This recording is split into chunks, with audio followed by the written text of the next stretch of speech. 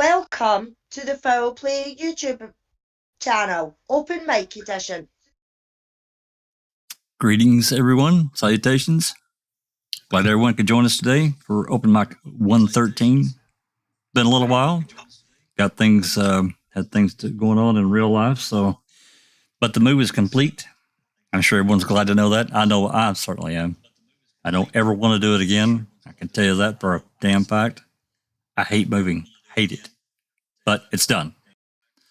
Love the new place. So, anyway, we're going to dive back into Colborn v. Netflix. Today, there's been 20 plus new documents filed, several attachments to document 344, and we'll get through those. I will tell you there were a couple of documents that were restricted that Cherie could not get. So we got what we got, and until they unrestrict them, we just have to go through what we have. With that said, let me greet everyone that's here in Discord, and we'll say hello to everyone in the live chat, and we'll get this thing going. So first up, we have Alice. How are you? Okay, Jack. It's bloody freezing here in Scotland. We've just got our first lot of snow. We're going at night and things like that. We're going down to minus temperatures.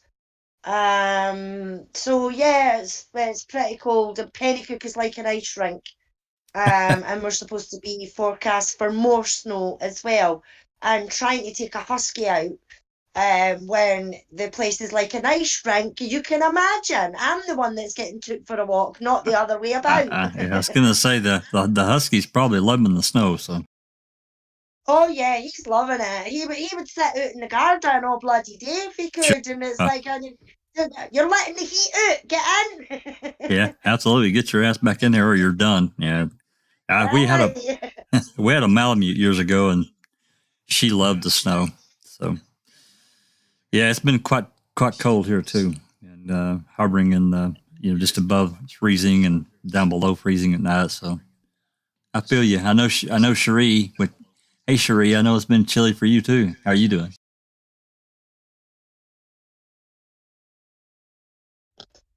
Pretty good. The last few days it has been cold, like 6 degrees Fahrenheit during in the morning anyway, and we're supposed to get a storm coming this next couple days. But other than that, we're fine.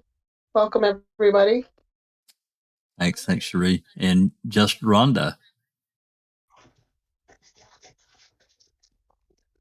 Oh, sorry, I had to thaw my mouth out so I could speak. Hello, everybody on panel and in chat.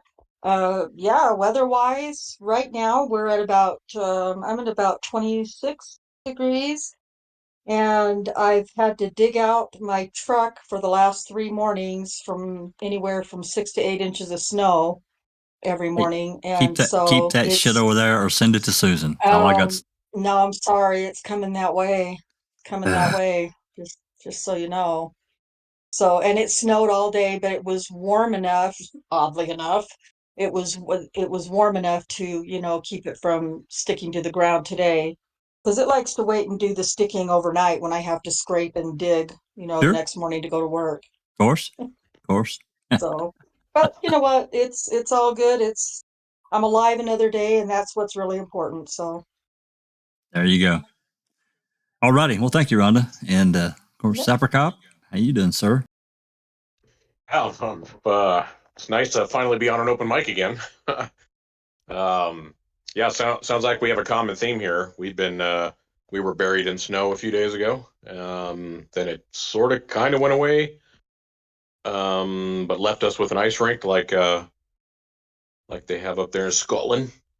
And but now the snow's coming back again, so I think we're probably about to get another 6 inches or so. And I think we're in the low to mid 20s maybe. We're forecasted for single digits tonight, and I think the rest of the week. So yeah, I know the feeling, but I mean, that's Idaho. We're used to that shit. Right. Well, I'm detecting a common theme between. I'm detecting a really common theme between everyone that's talked so far: cold and snow. Yep. Now, Dr. Silkman, on the other hand, he's probably got his Speedo on. Hey, Doc. I wish, Jack61. Well, thank you very much, Jack61, and welcome to all the fellow panel members and everyone in chat. I'm from Adelaide, South Australia, and believe it or not, it's 15 degrees Celsius here. We're meant to be in summer. It's meant to be like 30, 35 degrees Celsius, and it's only 15 degrees and cold. Yeah, pretty crazy, but I suppose no snow, which is good, thank God. Yeah, no doubt. It's pretty, but it becomes a pain in the ass. All righty. Well, True. Thanks, Doc. Thanks, Doc. Let's say hello to everyone in live chat, then we'll get going here. And let's see who we got. I see Colette and Andy. There's the lovely Dark Side. Under Your Scars. Hello. TT and Fangirl. There's my neighbor. And there's Jennifer Gall. I don't know if I know Jennifer, but I don't think I've seen your name. But hey, thanks for coming. And who else we got here? Scrolling. There's Susan. I think she's. Yeah, I know you heard that. You need a little snow down there. Susan's going to bring us some takeout from where she's at up in Bumscree. Who else we got? There's Rhonda SD. Mary. Pete Moss. Thanks for coming.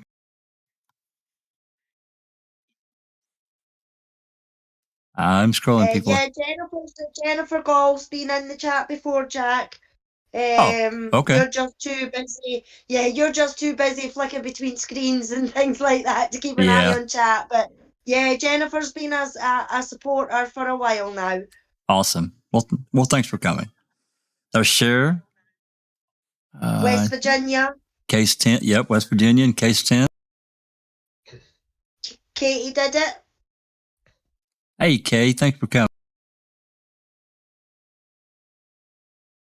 I think that's everybody for now, I think, Jack. Yep. All righty. So let's get going here. So if everyone will remember back the last, we wrapped the last round of documents, which was document 340. So we're going to start on document 341. I will tell you document 342, which I will show, is a text-only document that Cherie got us. So let me get these turned on here.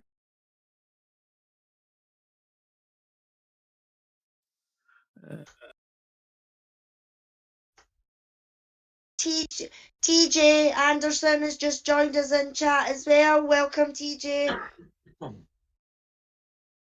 Hey, TJ, thanks for coming. All right, this is document 341. It's 3 pages, and it's from the defendant, the filmmakers, or the Netflix and Laura and Maura. So, Rhonda, are you able to read this one?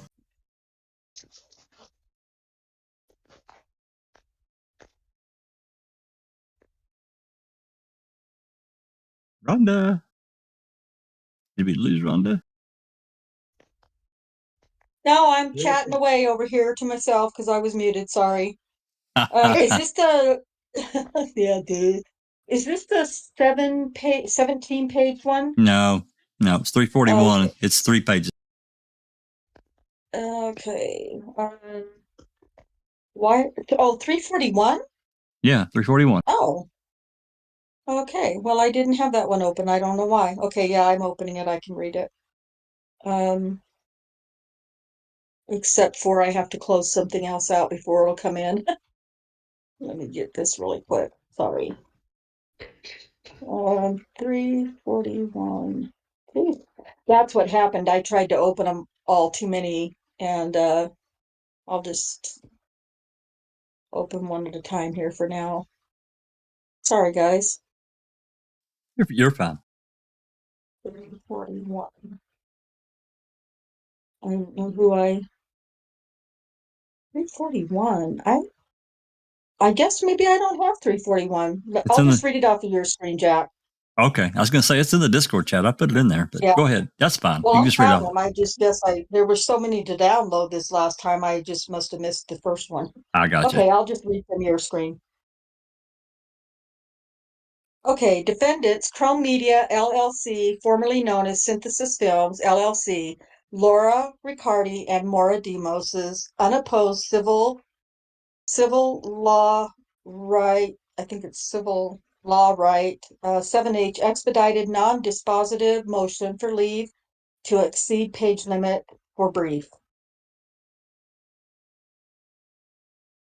Pursuant to Civil Law Rights 7H Defendants Chrome Media LLC, formerly known as Synthesis Films LLC, Laura Riccardi and Maura Demos, collectively the producer defendants, hereby move the court for an order granting 5 extra pages for their reply brief in support of their motion for summary judgment. In support of this expedited motion, the producer defendants state as follows. Number 1. Oh, it's civil local rule, not law. Civil Local Rule 56B8 limits replies in support of summary judgment to 15 pages and requires leave of the court for more. The producer defendants respectfully request an additional 5 pages for a total of 20 of briefing space for their reply. This request is justified for the following reasons. Number 2. I read this and they make very good points in this, so I do have it downloaded somewhere. But the points that they make in here are super good. Perfect.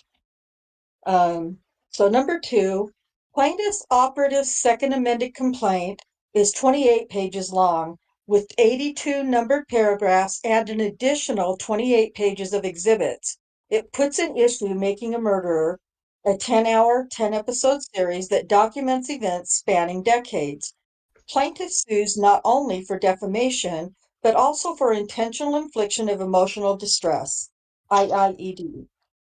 Number 3, with the permission of the court, plaintiff filed a 78-page memorandum in opposition to the respective motions for summary judgment of the producer defendants and of defendant Netflix Inc. Those are in dockets 302 and 304, docket 327. Plaintiff also filed numerous additional documents in support of his opposition, and that's in documents 323 through 331. Number 4, the producer defendants request 5 additional pages for their reply brief in order to respond to the arguments contained in plaintiff's opposition. You want to read? Footnote first. Okay. Yeah. All right. Thank you. Footnote 1. The 3 producer defendants, Laura Riccardi, Moira Demos, and Chrome Media LLC, filed a joint motion for summary judgment, document 282, and joint memorandum in support of their motion, document 294, and they will file a joint reply brief in support of their motion. Footnote 2, the court had previously permitted the producer defendants and Netflix to each file a 45-page principal memorandum in support of their respective motions for summary judgment, document 266. The producer defendants' reply will be focused and concise as evidenced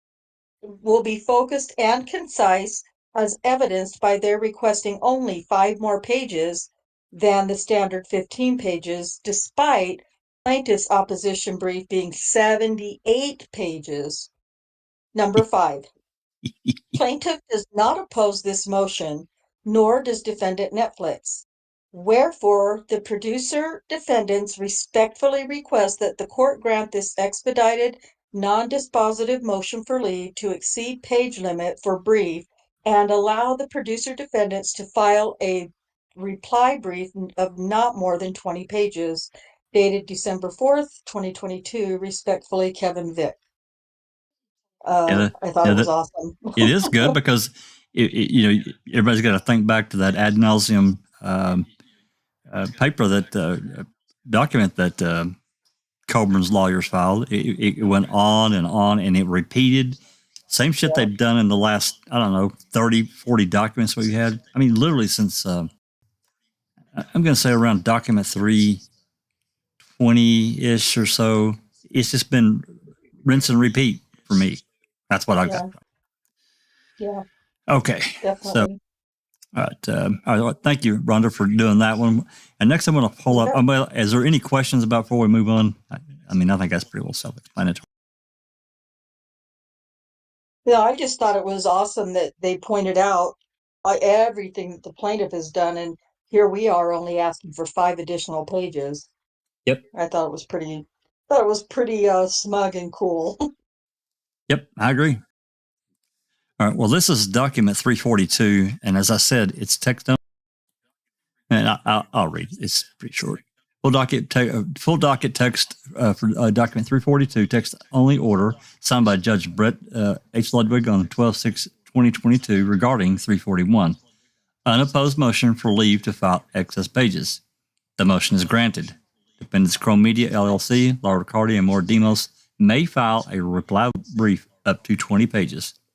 Carbon copy, all counsel. That was pretty easy. Yeah.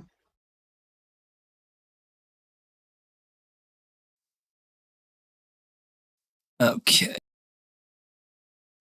All right, let's move on to 343. Oh, that's the 17-page one. Okay. This is the 17-page. All right.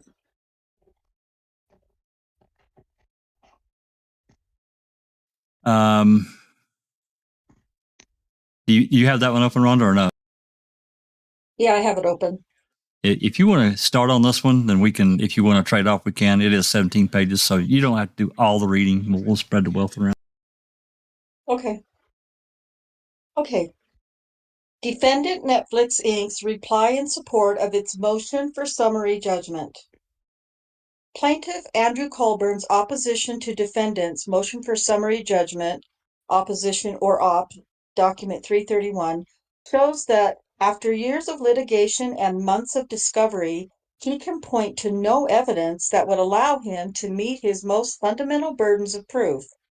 As a public official suing over a documentary about issues of public concern, Colborn must prove the challenged statements in Making a Murderer are materially false.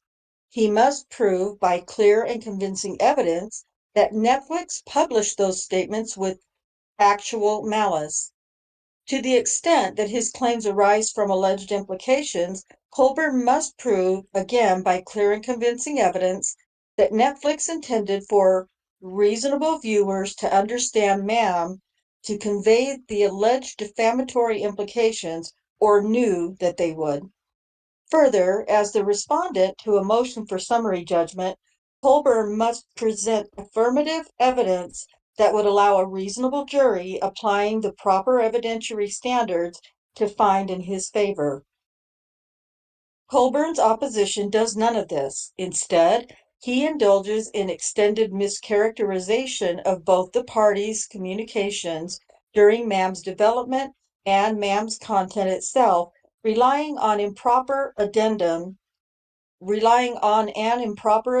to his response to Netflix statement of proposal material facts. I'll read the footnote now. Okay. See general objections 1 to the defendant's joint response to Colborn's additional proposed findings of fact, hereafter joint response. He then fixates on messages from a handful of anonymous individuals theorizing that these deranged cranks somehow represent the 19.3 million people who, according to Colborn, watched MAM within weeks of its release. Second amended complaint, paragraph 15.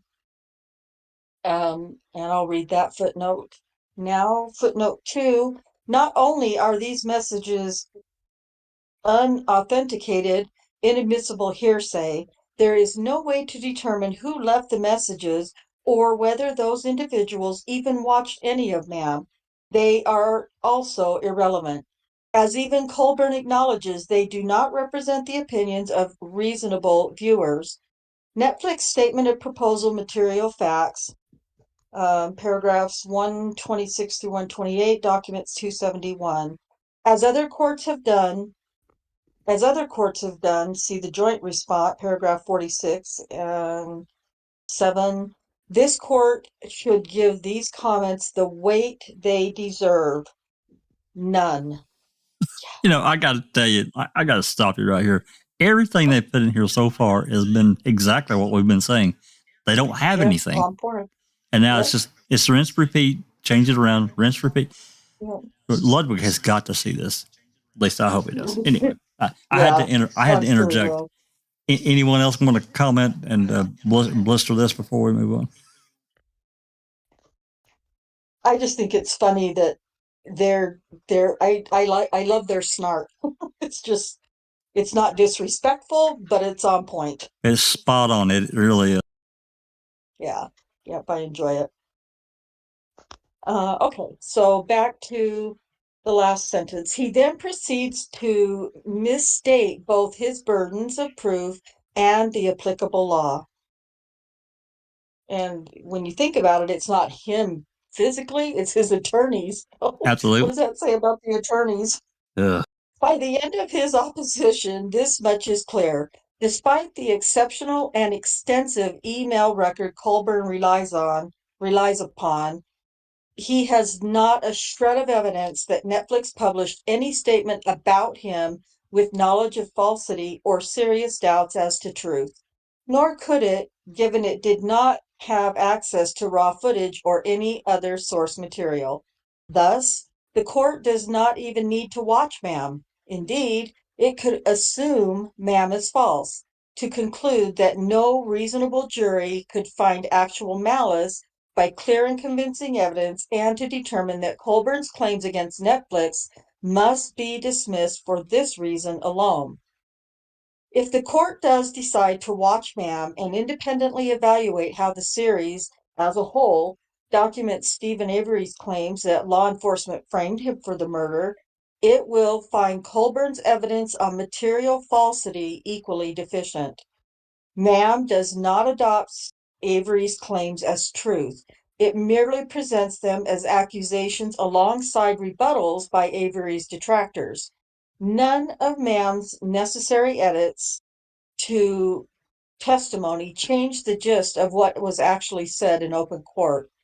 None of the 52 statements Colborn listed in his cross motion and incorporates in his opposition by reference are false.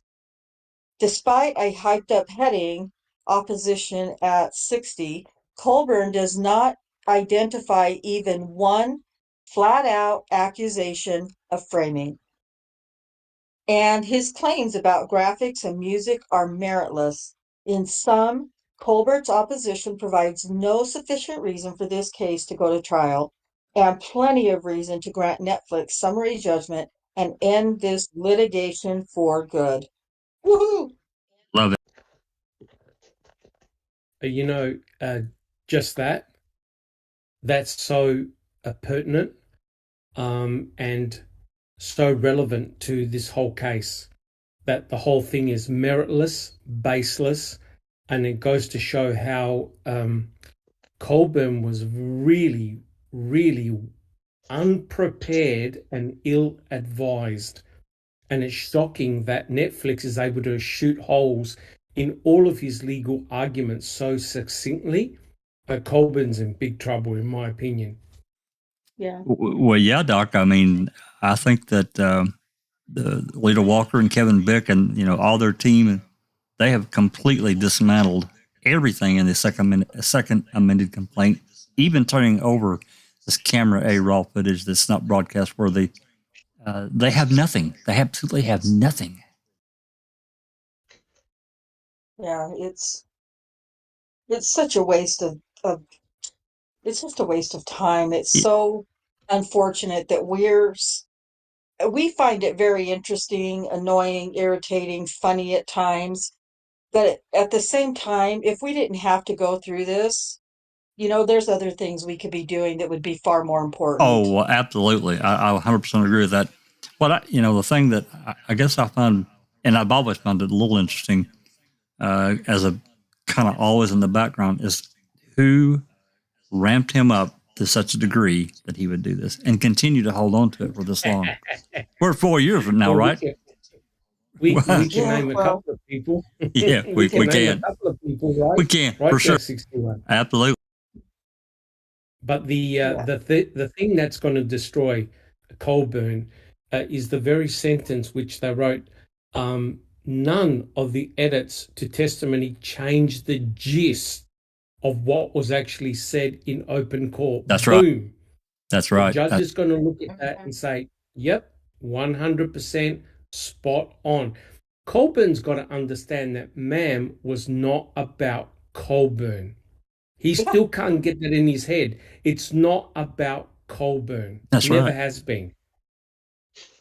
Nope. He's just a cog in the wheel of the whole, you know. And he's part of it, but I don't really consider him to be like the main part of any part of what law enforcement did. I consider him a piece of it, but certainly not the whole at all. You're right, Doc.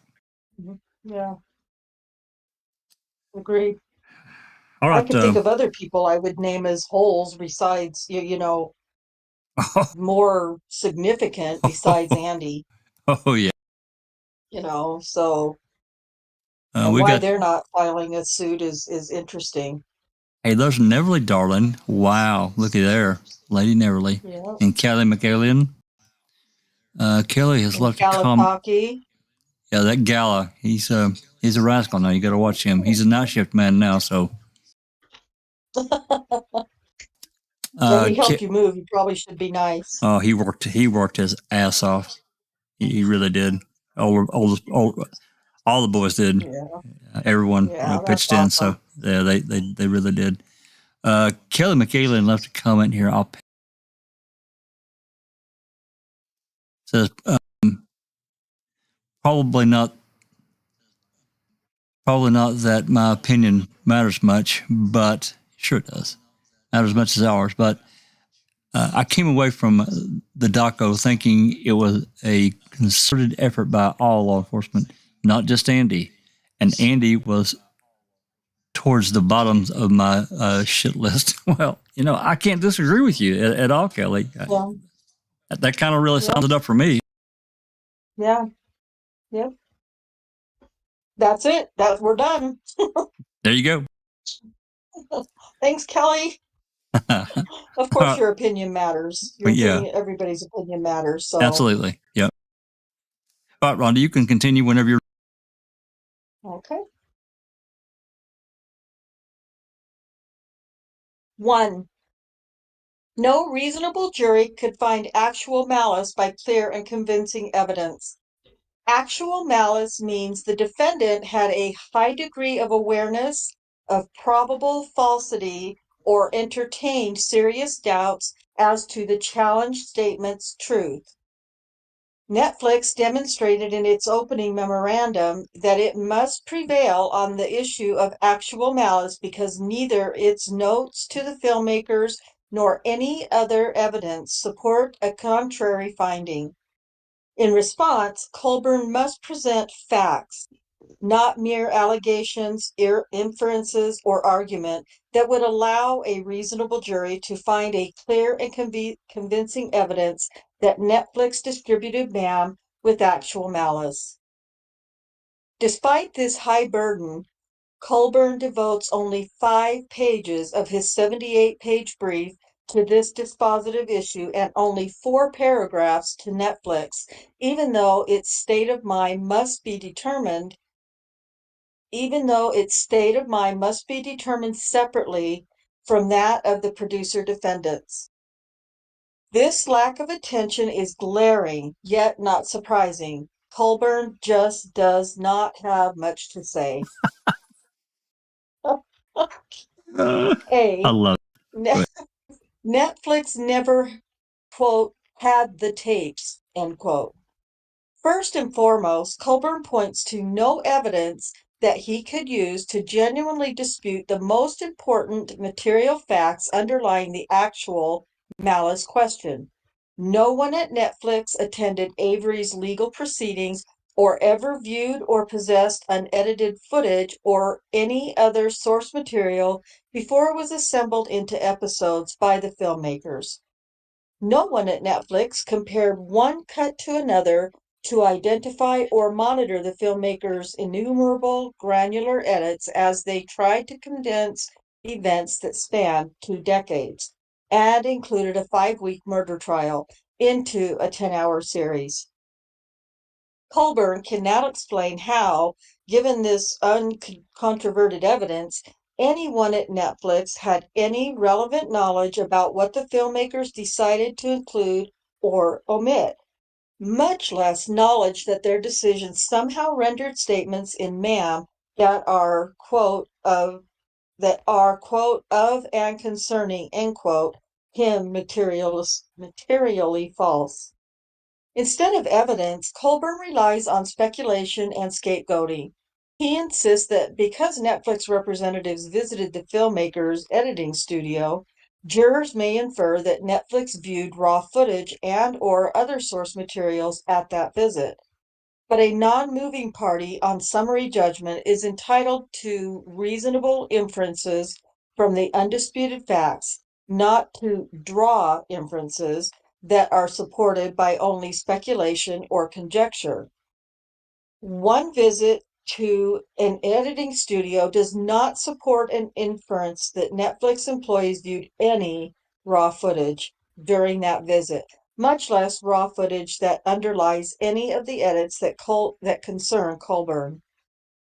He also complains about purportedly missing documents, including episode cuts. Procedurally, this is improper.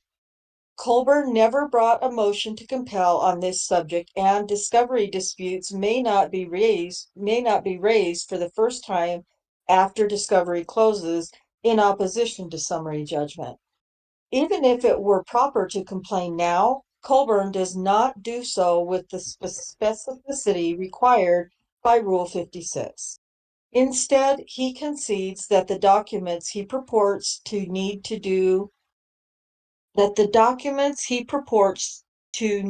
do not exist, yet demands a trial anyway, implying that the missing cuts would show something nefarious, where the evidence actually produced does not. He is wrong for reasons discussed elsewhere. Quote, speculation may not be used to manufacture a genuine issue of fact, end quote. Rather, Colborn must present affirmative evidence, even where it is likely to be within the possession of the defendant. The bottom line, unlike the journalist whose article was at issue in Mason v. New Yorker magazine and who quote unquote had the tapes of her interview with the plaintiff in her possession, the uncontroverted evidence here shows just the opposite for Netflix. I'll read the footnotes. Also improper, Colborn's insistence on collective references to defendants. To provide just one example, although he complains about the number of emails producer defendants disclosed from after MAM's December 18, 2015 release, Netflix produced approximately 280 emails and attachments from that time period. And that's in the third Walker Declaration, paragraph 2. Footnote 4, Colborn had a full opportunity to conduct discovery and litigate any disputes, and admits that he affirmatively chose not to do so, save for an early motion for sanctions that he wisely withdrew. It would be exceedingly unfair to Netflix at this late stage to assuage Colborn's regrets over his litigation strategy by denying summary judgment. Colborn has no one to blame but himself for his choice, quote, not to chase down discovery responses in a timely manner, end quote. He cannot force Netflix to trial because he failed to obtain non-existent evidence from some other defendant. Boom. That's blistering. All of that is blistering. God almighty. Yeah. Oh my goodness. Okay. Netflix therefore lacked any practical ability to discern whether any given edit amounted to an actionable falsification, and as a result, Netflix could not have published any of the statements that Colborn challenges with actual malice. B. Colburn's other arguments and actual malice lack merit. Colborn also argues that Netflix shaped Mam to fit a preconceived storyline, God, casting him as a villain, and that purported manipulations in Mam show actual malice. Neither contention is supported by the evidence, nor could Colborn prevail even if it were. Seeing it put, I'm sure we've read it elsewhere before at previous open mics, but that's just plainly put right there. That he believes that that Netflix made Mam to fit this storyline, casting him as a villain. That's and right. He believes that. And it's so strange that he thinks that. He seems to be Like- sold on that fact, and it's just not true at all. He can't get. He doesn't no. get. He can't get that. The Poggles and the Kasorks were actually cast in a rightfully so in probably a worse light to most viewers. That at least that was my takeaway.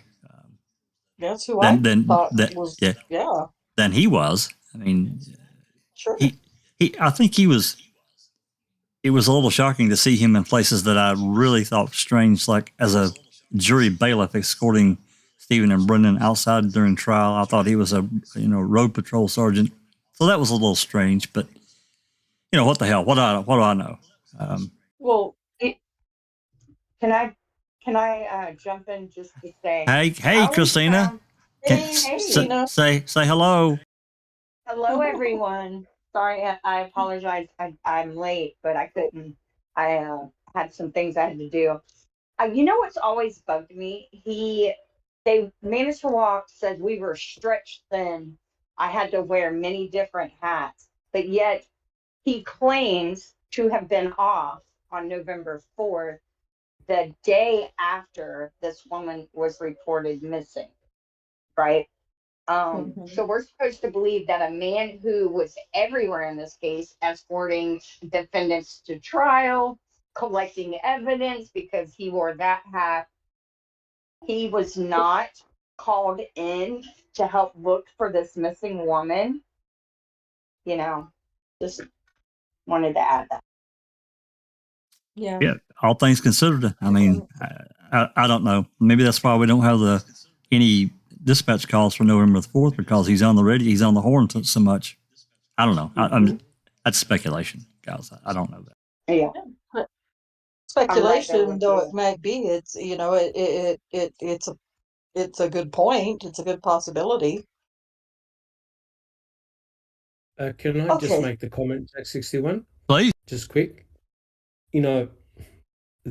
Ultimately, this is going to fall back on one person. If Colborn loses this case, it's going to fall back on Ken Kratz. Because when you think about it, it's actually Ken Kratz in trial that put the spotlight firmly on Colborn himself. Yep. Remember the closing statement in regards to the key and the mere fact that he's begging the jury to put aside the key, and the fact that, hey, look the other way, guys. If these fine officers planted the key, there's nothing to see here. There's only one problem. It's Kratz, who now has associated Colborn and Link with planting evidence against Stephen Avery. That's right. It wasn't the producers of MAM. They simply recorded what transpired during the trial, and it's Kratz that put the spotlight firmly on Colborn and Link. So in effect, if Colborn loses, he needs to point a finger at Mr. Kratz for putting the spotlight on himself, not the producers, but the attorney himself, the state's prosecuting attorney himself, which truly is shocking when you think about it. Oh, no. Right along. That's a good point. I agree. Yeah, that is a good point. Right along with Fallon and Gone, because they co-chaired this case with Pratt. They just Yep. allowed Pratt to be the front man. Well, sure, they were riding shotgun with him all the way.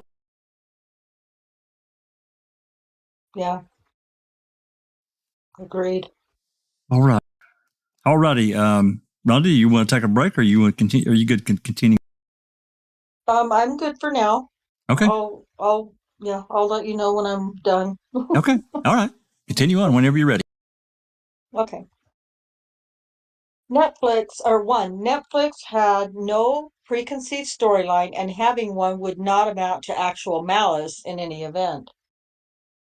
Colborn claims that Netflix pushed Chrome to do whatever it took to hammer home the message that law enforcement officers were out to get Avery and to frame him for Miss Teresa Halbach's murder. This is argument, not evidence, and misleading at that. Colborn claims, for example, that defendants referred to Colborn as one of the baddies and villains of the series. In fact, the reference to baddies was about other named individuals, not Colborn. The sole Netflix reference to a key villain that Colborn cites is to Dennis Vogel, the prosecutor responsible for Avery's wrongful rape conviction. Next, Colborn accuses Netflix of wanting a documentary that would have the audience feeling fury and shouting at their screens throughout. But even construing the evidence in a manner most favorable to Colborn, the fury note, which relates to the verdict scene, at most supports an inference that its author believed Avery's conviction to be somehow unjust and wanted viewers upset about that injustice. Publication of content the publisher believes to be true is the opposite of actual malice. The separate note on shouting, meanwhile, refers to the entire arc of MAM and the strong reactions, positive and negative, that viewers would have towards all its subjects. None of the notes Colborn cites mentions him or suggests falsification as a way to stir viewer emotions. Also, Colborn is wrong that a balanced report could not incite such strong emotions. A balanced report about Avery's wrongful rape conviction certainly could incite strong emotions, for example. Colborn also mischaracterizes the note that he contends shows that Netflix celebrated when the edited version of episode 5 was changed so as to make Mr. Colborn look caught in a clear lie. That is not what the note says, and it does not suggest that the footage was falsified. The word look is not there. Rather, the statement reflects the writer's opinion that the trial footage shows that Colborn, quote, goes from being so sure and then is caught in a clear lie about the origin of the car, make, and model, end quote. To the extent this comment shows subjective awareness or of anything material, it shows the writer believed that Colborn had been caught lying, not that he thought the scene was false. Further, there is no evidence that the reference scene actually appears in the final version of MAM. Excuse me. Colborn also invents that Netflix celebrated the changes that set Mr. Colborn up to be the potential cop to plant the car in episode 5, and falsely asserts that Netflix described Chrome's edits as identifying Mr. Colborn as responsible for planting Miss Halbach's vehicle on Avery's property. Saying Colborn is the potential cop to plant the car does not assume Colborn actually planted anything, nor does it express knowledge of the truth or falsity of that claim. It merely reflects the disputed fact that Avery's defense alleged Colborn may have planted Halbach's SUV. I'll read the footnote. Colborn also alleges in this sentence that Netflix urged Chrome, quote, to shorten and cut testimony and courtroom scenes, end quote. Of course it did. MAM documents events that took place over decades, including a weeks-long trial, but Colborn cites no evidence, and there is none, that Netflix urged Chrome to condense material in ways that would falsify it.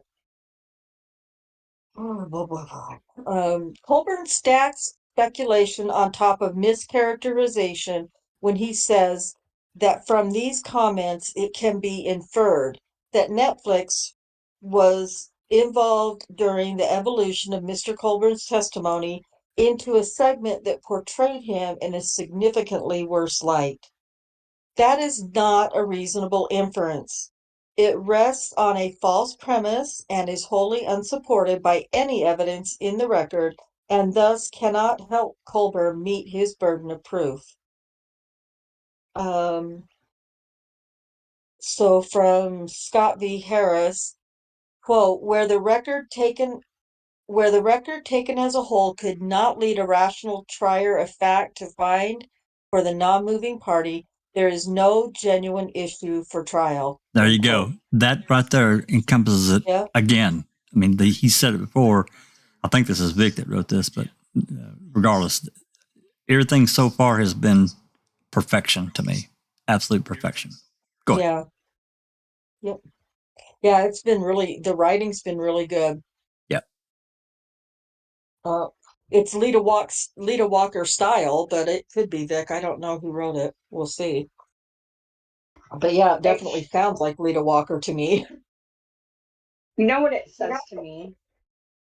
It says to me that the attorney who agreed to file this case for Andrew Colborn on behalf of Andrew Colborn had no frigging clue what defamation was and what it takes to win a case, right? Because it is clear that there was no defamation. This has all been like ballooned up into Colburn's head. And I think that this is going to do, like Dr. Silkman said, this is going to do more to tarnish Colburn's reputation. If this gets out into the media, into the mainstream media, and they pick up on this, oh my God, makes him look even worse. Yeah. Yeah, because it's gonna expose what he did. Couldn't keep his, number one, couldn't keep his fly zipped. Yep. The worst thing, the best thing for Stephen and Brendan is for them to keep talking about the case. The worst thing for the state of Wisconsin is for us to keep talking about this case. They can think they've got it all shored up and everybody's silent and no one's going to squeal. But I'm telling you, the more we talk about it, the more the people who took part in this think about it, right? Out of sight, out of mind. But if they see it, they think about it. And you think about it, then your conscience starts eating at you, right? Well, hopefully. You know the maker. Anyway. You know the makers of convicting. They want to keep talking about it. You know they do because it keeps the spotlight on. Mm-hmm. Yeah. You know, this is kind of off topic, but I was listening to the MTSO dispatch calls today, and I heard an interesting transmission. And I don't think Griesbach was. I don't think Griesbach participated in any of the shenanigans, right? And the reason I say that is because they called to say, hey, the DA is on his way out here. DA Michael Griesbach is on his way out here. I just want to let you know. And they said, okay. And then like 20 or 30 minutes later, somebody called looking for somebody and they said, oh, they're all out here. And we never heard about any other, like they didn't get a heads up about any other DA, just Griesbach. Now, why would that be? Well, at least nothing that we're, physically aware of. Uh-huh. I I, just found that interesting. I can't. Yeah, that is interesting that we don't have. I can't imagine them not being given a heads up. These law enforcement officers, but they probably were, and that shit's been edited, been cut, and we don't have it. Yeah. Yeah, that's Right. possible. That is possible. But I found it interesting that That is an interesting point. just know about Bruce Hawk. Yeah, that was. Okay, Rhonda, continue on whenever you're ready. Okay. Colborn next refers to emails between Netflix employees discussing comments by Avery defense lawyer Jerry Buting that they were concerned could be interpreted as alleging that law enforcement officers themselves had killed Halbach. But those comments do not appear in the final version of MAM and are not at issue. Colborn nowhere claims MAM accuses him of participating in Halbach's killing.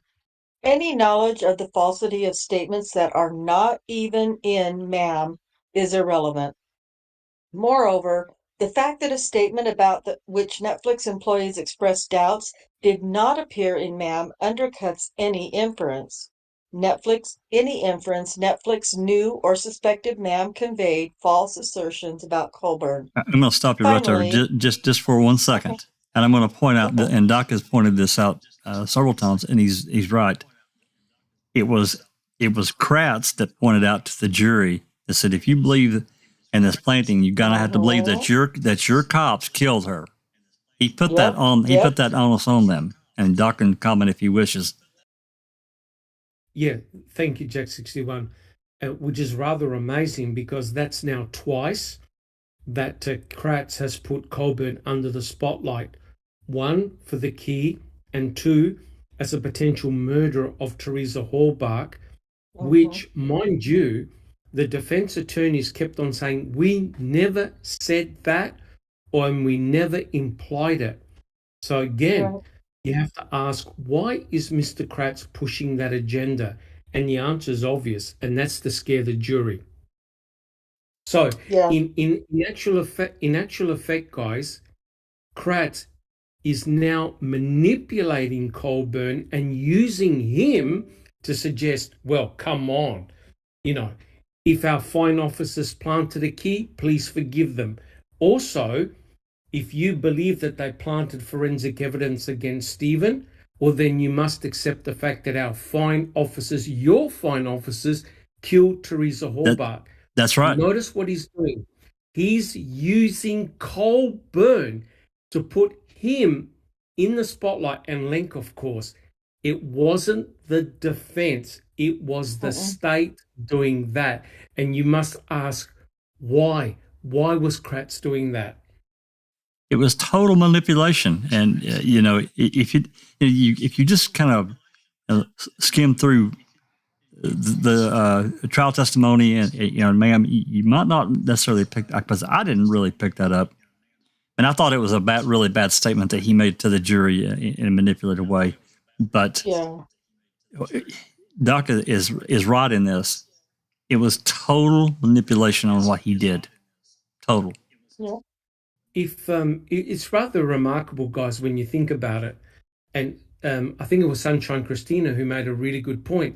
Why on earth do you want to dig up all this shit again and put it in the spotlight? Yeah, I cannot understand. Think about it. Stephen and Brendan are in prison for life. Let it be. Let it be. Do not put it to the forefront again. Convicting a murderer has now put all this shit back in the spotlight, and people like Kacerik and Vogel must be thinking, oh God, not again. right. Crazy stuff.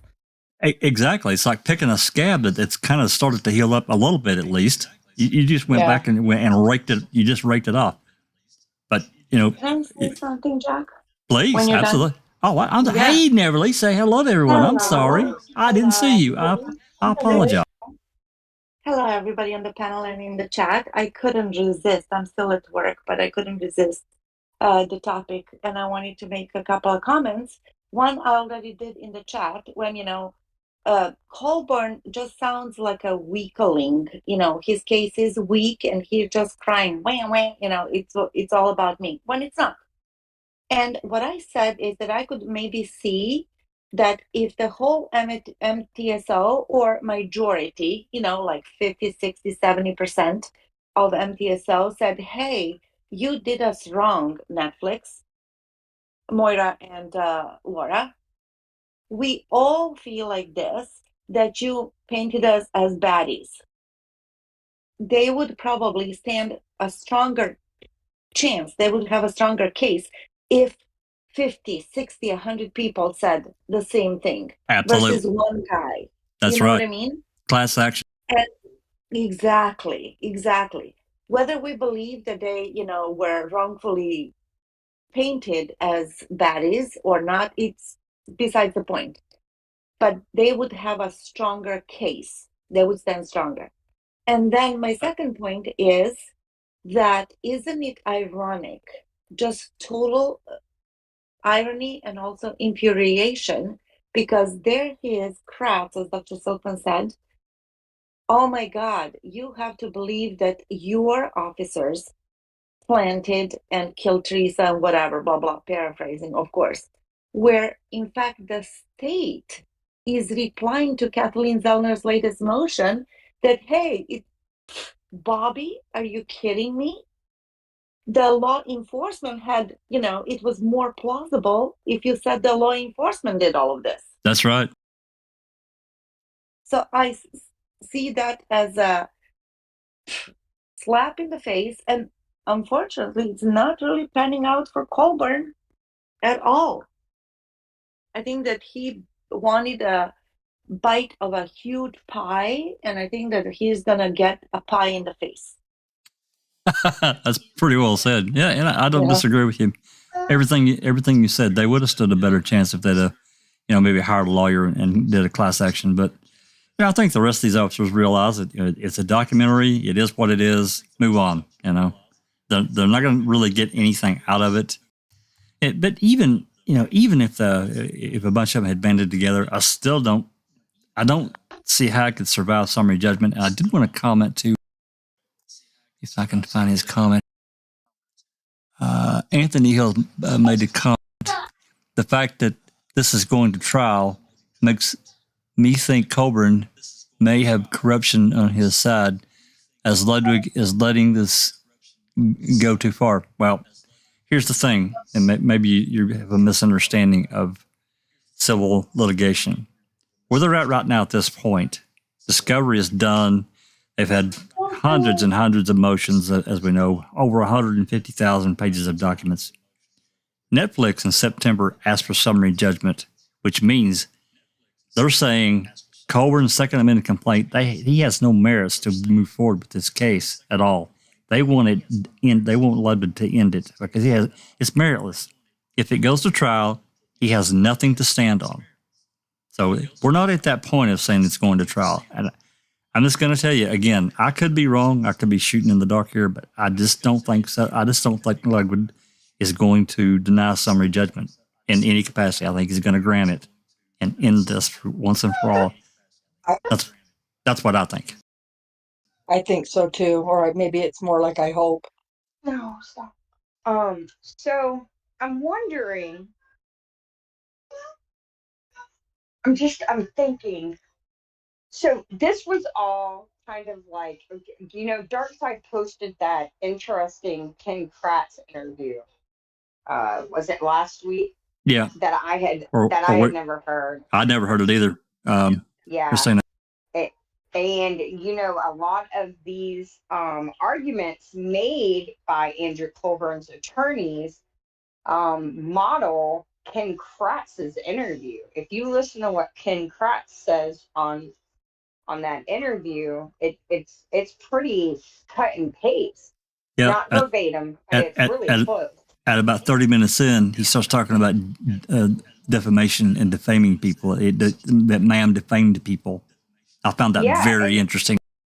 Yeah, and his arguments, like what he claimed, are some of the things he claimed are kind of loosely Part of this. loosely, yeah, loosely, what's the word I'm looking for? Hinted to.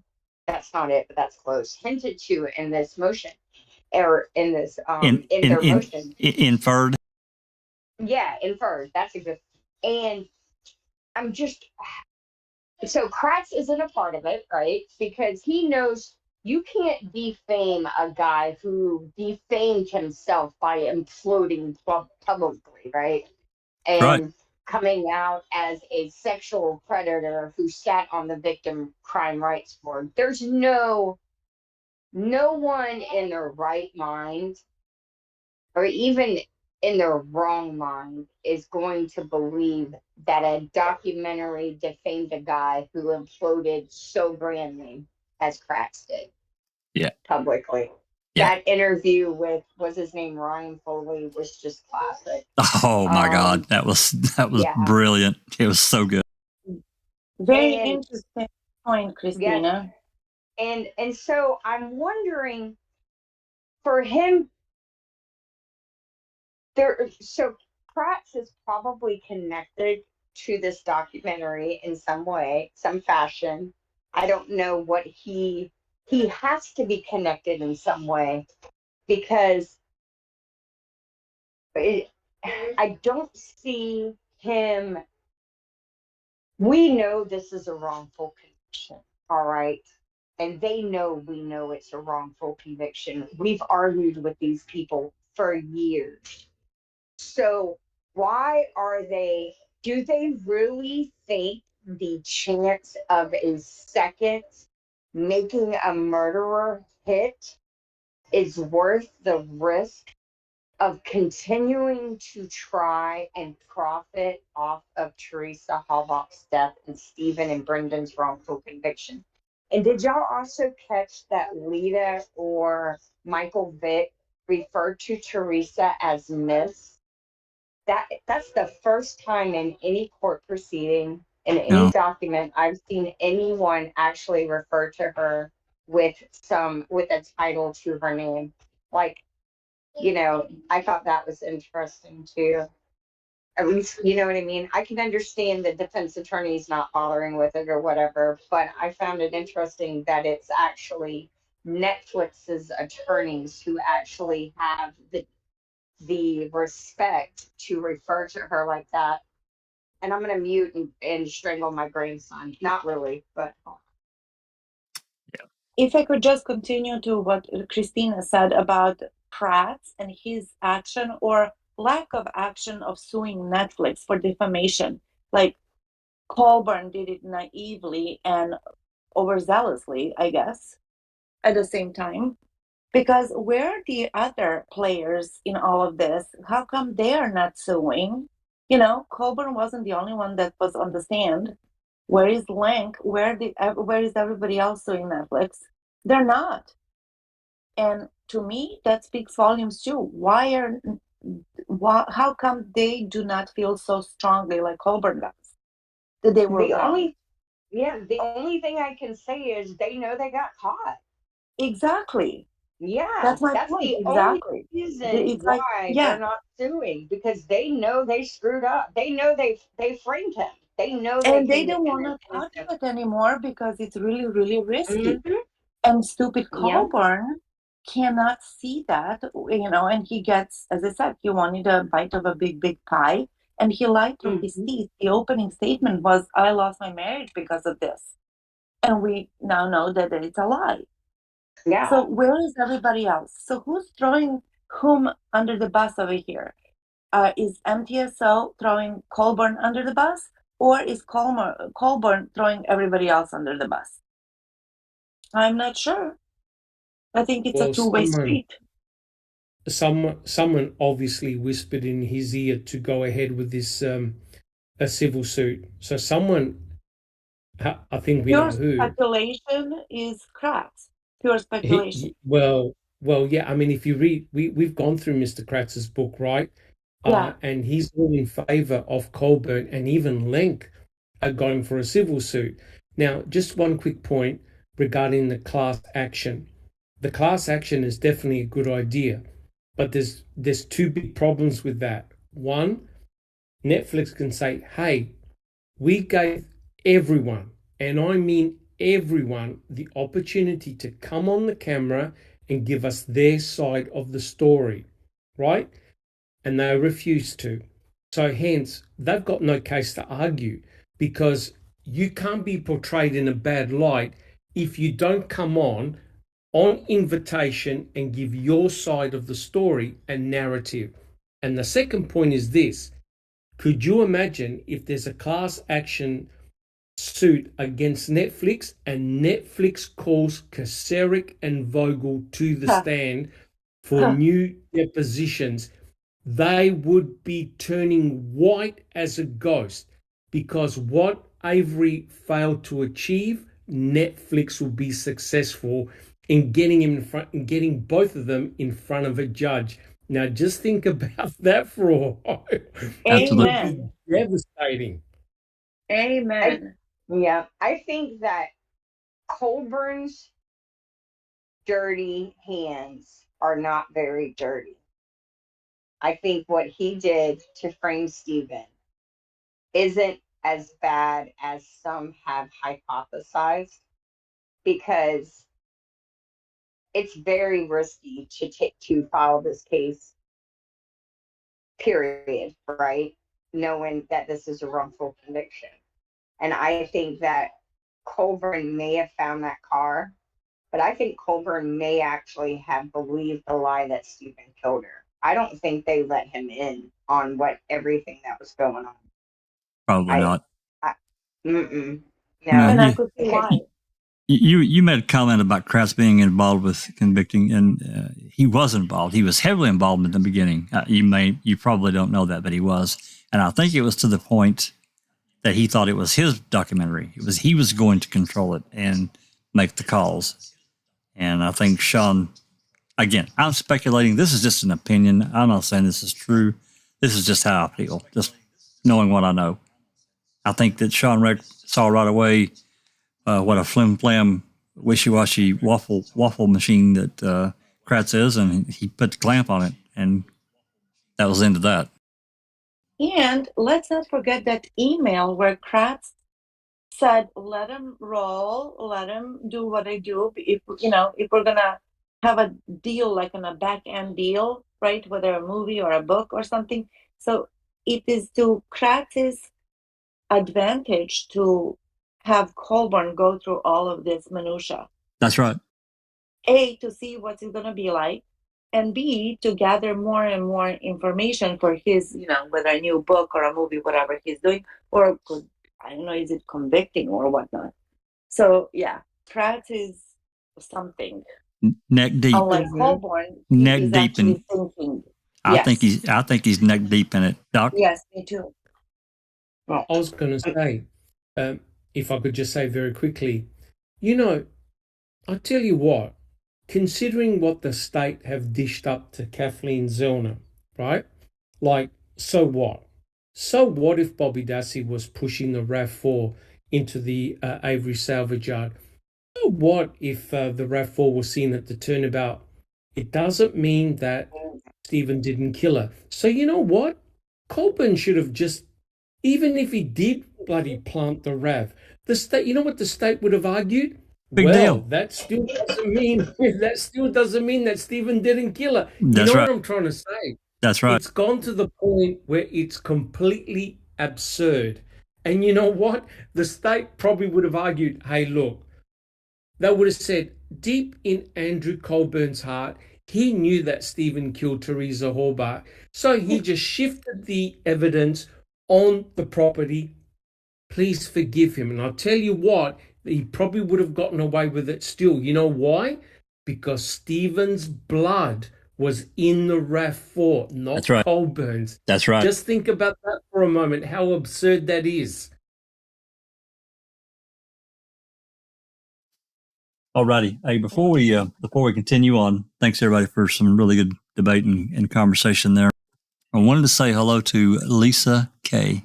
Thanks for coming. I hadn't seen you before. Maybe others have, but I can't watch chat as much as I'd like to. But I while they were talking, I was able to scan through and I saw your name. So welcome to our little corner of the digital world on YouTube.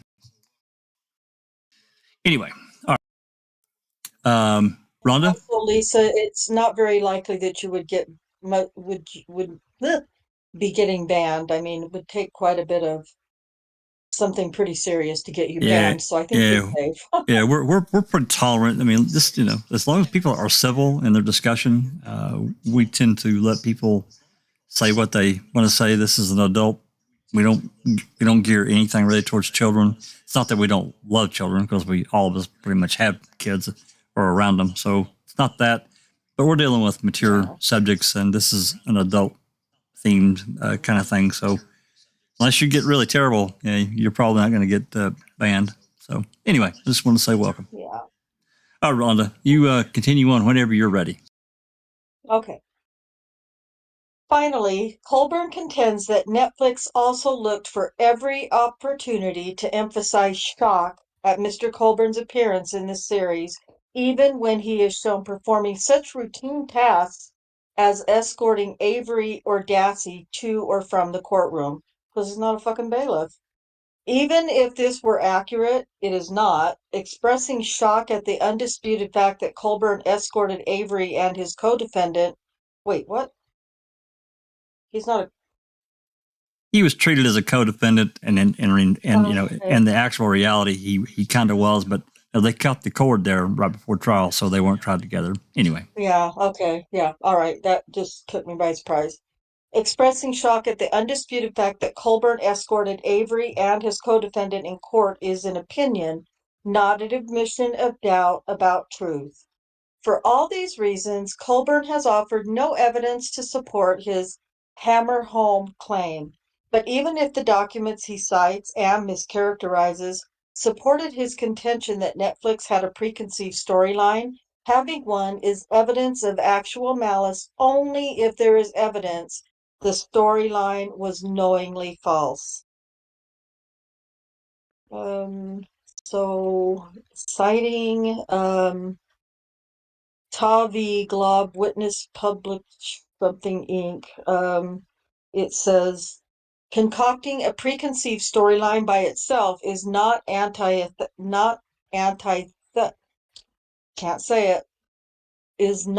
antithetical to the truthful presentation of facts.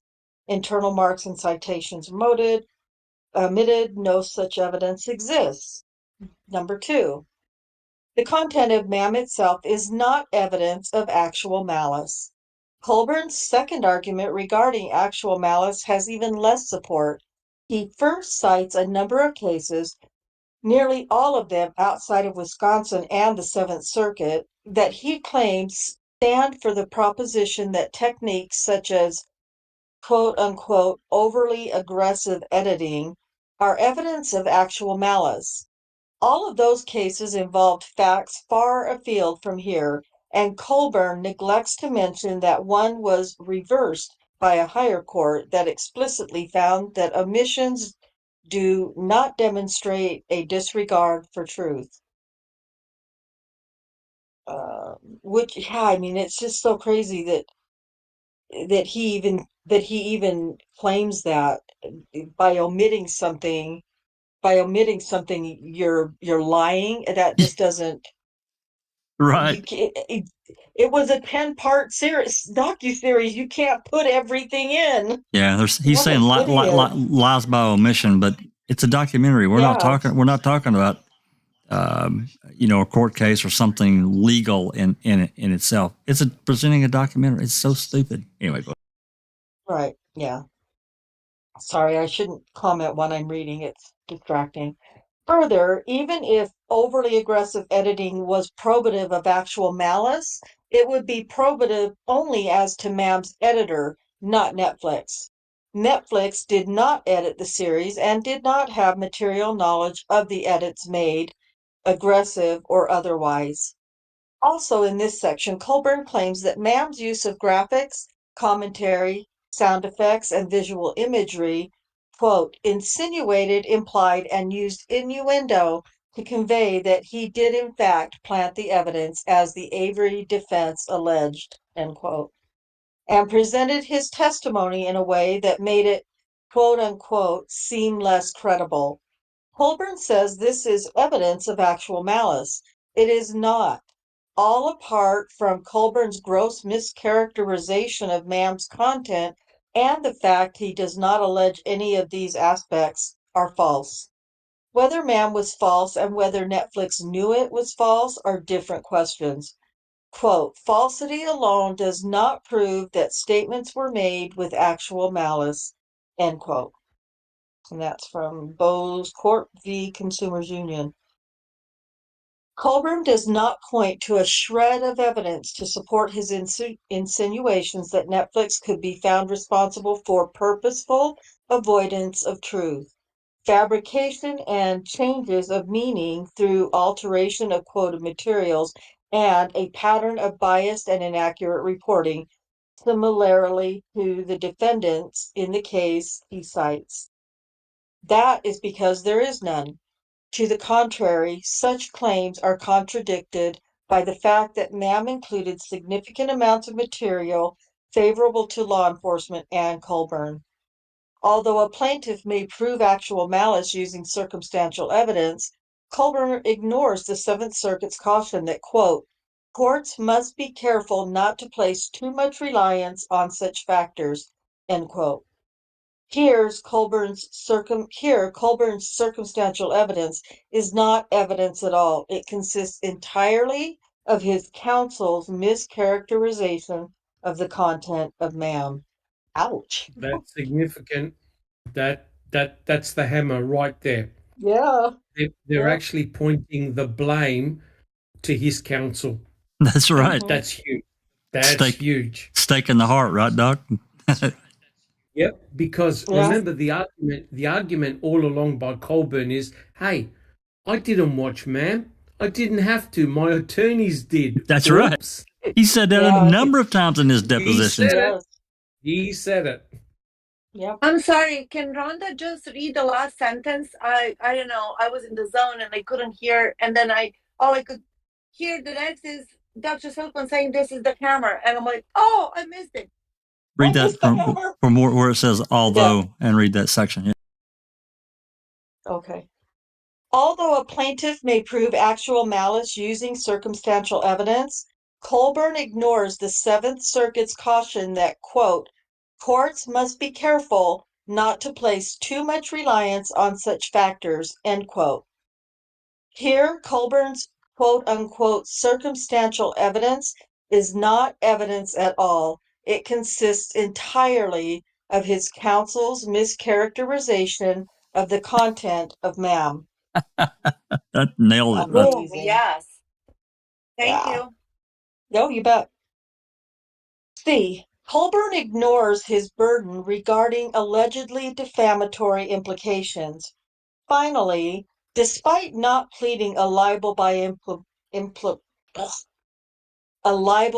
implication claim, Colborn now attempts to survive summary judgment by claiming that Ma'am, quote, insinuated, implied, and used innuendo to convey that Colborn did in fact plant the evidence as the defense alleged, end quote. Ma'am implies no such thing. It documented Avery's accusations and rebuttals to those accusations, but it neither adopted nor endorsed them. Regardless, the actual malice inquiry is twofold, where a claim is based on implication and innuendo. Colborn must still show actual malice as to falsity. For example, that Netflix knew or had a high degree of awareness that the challenged statements and implications were probably false. In addition, he must show actual malice as to meaning. For example, that Netflix intended for reasonable viewers to understand Ma'am to convey the defamatory implication Colborn alleges, or at least knew that they would. Colborn's opposition does not contain a single reference to Sains or Woods. Okay, well, I didn't put those. They're citing, so in his memo, he was citing Sains and Playboy Enters and Yeah. Woods and Evansville Press. Okay. Yeah.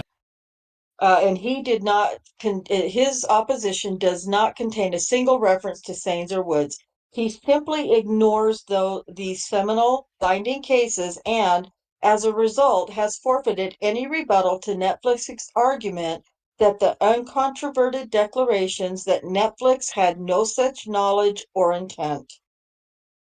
Netflix, therefore, is entitled to summary judgment on all of Colborn's claims to the extent they are premised on what Mann purportedly implies.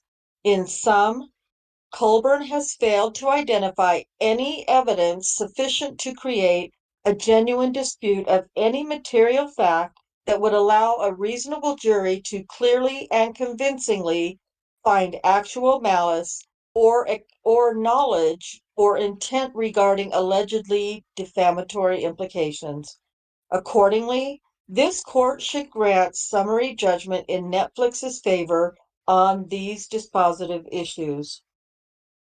2. Colborn cannot show any portion of Mann about him is materially false. The opposition also utterly fails to meet Colborn's burden to demonstrate a jury issue on the question of material falsity. Colborn pretends that defendants have the burden he pretends. Colborn pretends that defendants have the burden to prove defense or substantial truth. He is wrong. Colborn bears the burden to prove material falsity.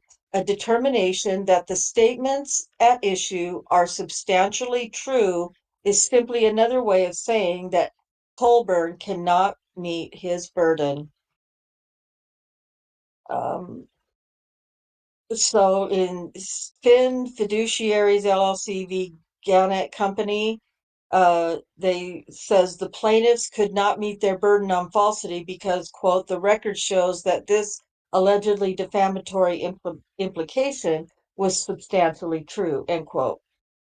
To assess this element, the court must first know the universe of challenged statements.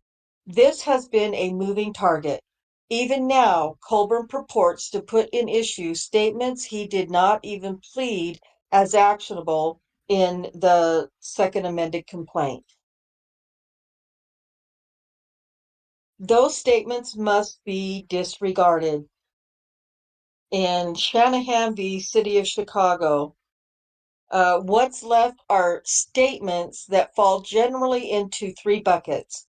1, edits to his sworn testimony, including the jail call, the dispatch call, and the discovery of the key to Halbach's vehicle. 2, the 52 statements identified in his cross-motion papers.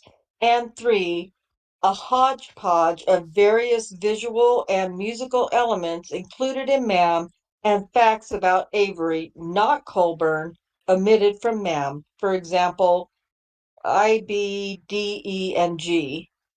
Yeah, there's a footnote. I'll read the footnote to that. Yeah. Huh? Yeah. Yeah, let me read the footnote to that. Footnote 6. I, F, and IH of the opposition did not identify or address any challenged statements. I'll just read 7 as well. I guess we'll get to it. In 1916, the Wisconsin Supreme Court repudiated Buckstaff holding that excessive publication could defeat the privilege as unquestionably extreme, noting it would preclude newspapers from ever relying on the privilege. Putnam v. Brown. Okay.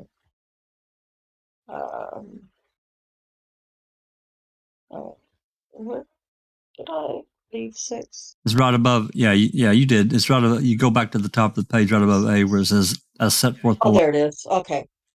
Okay, got it. Sorry. As set forth below, none of these statements are materially false. A. Colborn cannot show material falsity of the depiction of his testimony. Reports on court proceedings are protected by the fair report privilege. And Colborn's argument that the privilege is inapplicable is not credible, as it is based entirely on an obscure treatise, a section of American jurisprudence that does not cite Wisconsin law and the later repudiated 1896 Wisconsin Supreme Court opinion in Buckstaff v. Hicks.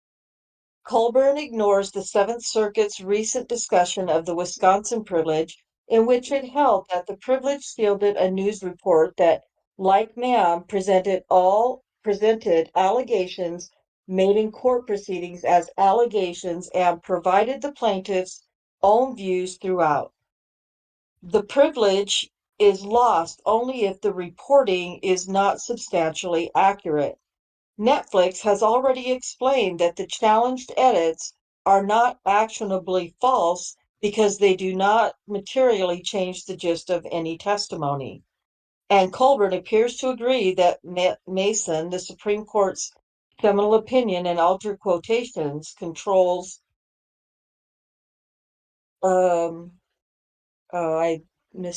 Let's see, I'm misreading that. Netflix has already explained that the challenged edits are not actionably false because they do not materially change the gist of any testimony. In his memo, Colborn appears to agree that Mason, the Supreme Court's seminal opinion on altered quotations, controls. Yeah, that's interesting to me. I don't see a period. Okay, anyway, opposition at 42 through 43. Key to that holding is the principle that a statement is materially false for purposes of defamation claim only if it, quote, would have a different effect on the mind of the reader from that which the pleaded truth would have produced, end quote. Netflix showed in its memorandum that the edits Colborn identified in his second amended complaint do not meet Mason's standard for material falsity, and it is unnecessary to rehash that discussion here. Colborn's opposition falls short of contradicting Netflix's showing. One fundamental flaw in Colborn's argument is that rather than attempt to meet his burden to show that the editing of his testimony rendered it materially false, he argues that the edits were selective and made him appear less credible.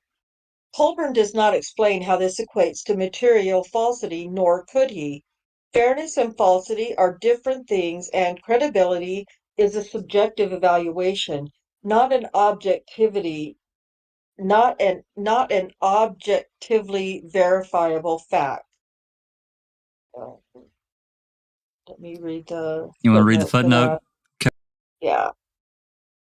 For this reason, Colburn's extensive discussion of a magazine article about how juries determine the credibility of trial witnesses is beside the point.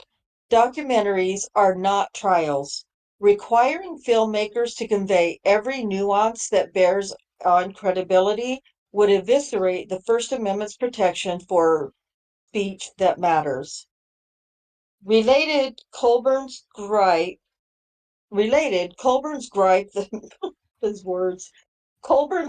that Ma'am omitted more than 85 transcript pages worth of testimony about the key to Halbach's SUV illustrates the practical impossibility of complying with the untenable demands. This is another one. Now that we've got the wooden stake in the chest, it's been hammered earlier back when Doc, we stopped before in Doc's comment. Now we've got the flamethrower out and this one right here. And he or she, I don't know if it's Lita or Kevin Bick that wrote this, but this is spot on. A documentary is not a trial, and you can't expect that nails it. Anyway. Yeah. The other important point, if I could just add, was that the filmmakers didn't do a documentary about Colborn.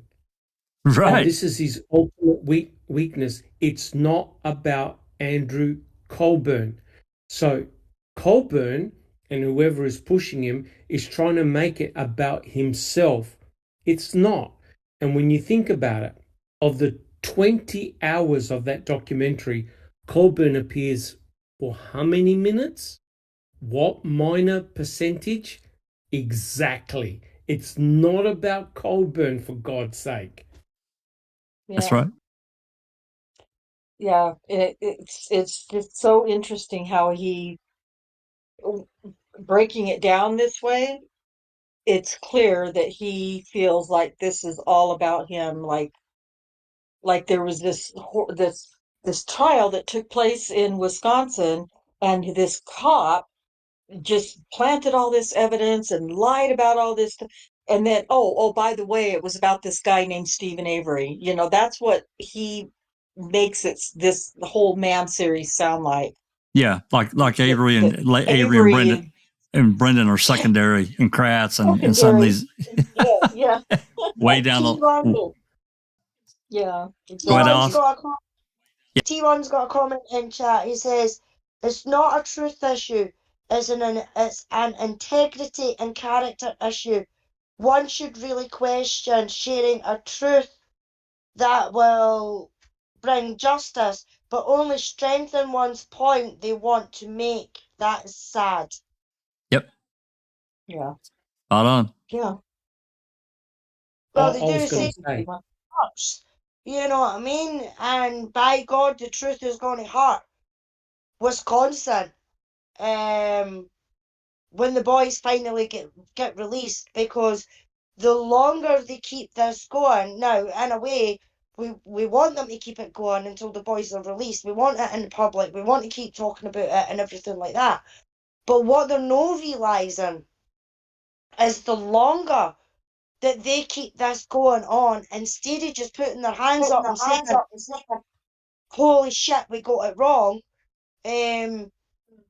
it's going to cost them even more, because when Brendan gets out and Stephen gets out, they're going to, I hope to God that they're going to sue the pants off them. You know what I mean? Oh, and they if would. they thought that Stephen's $36 million was a lot of money for them to fork out, this is them convicted him twice of something that he didn't do. You know what I mean? So now it could be double that he's going to try and go after them. And then he's going to be richer than anybody in Wisconsin. You know what I mean? It's stupid that they are continuing this, and they've been in Andrew Colborn's ear saying, oh, go for it. And I think it's convicting as well that has put him up to this, so that they can get because they're hoping it would go to trial, so that they can have it in their documentary, like Ma'am had Stephen and Brendan's trial in their documentary, and they can come out and say, see, Andrew was right, you know what I mean? And it's backfiring on them big time, and I hope to God convicting never sees the light of day. Well, on one hand, I completely agree with you. On the other hand, I hope it does. I get what you're saying, though. Yeah. In chat. Hi, Paul. Nice to see you. Yeah, I was going to say, I was just actually going to mention, Paul, thanks for coming by, Paul. We're deep into the Colborn v. Netflix documents, so not sure how much you've kept up with it, but what a shit show.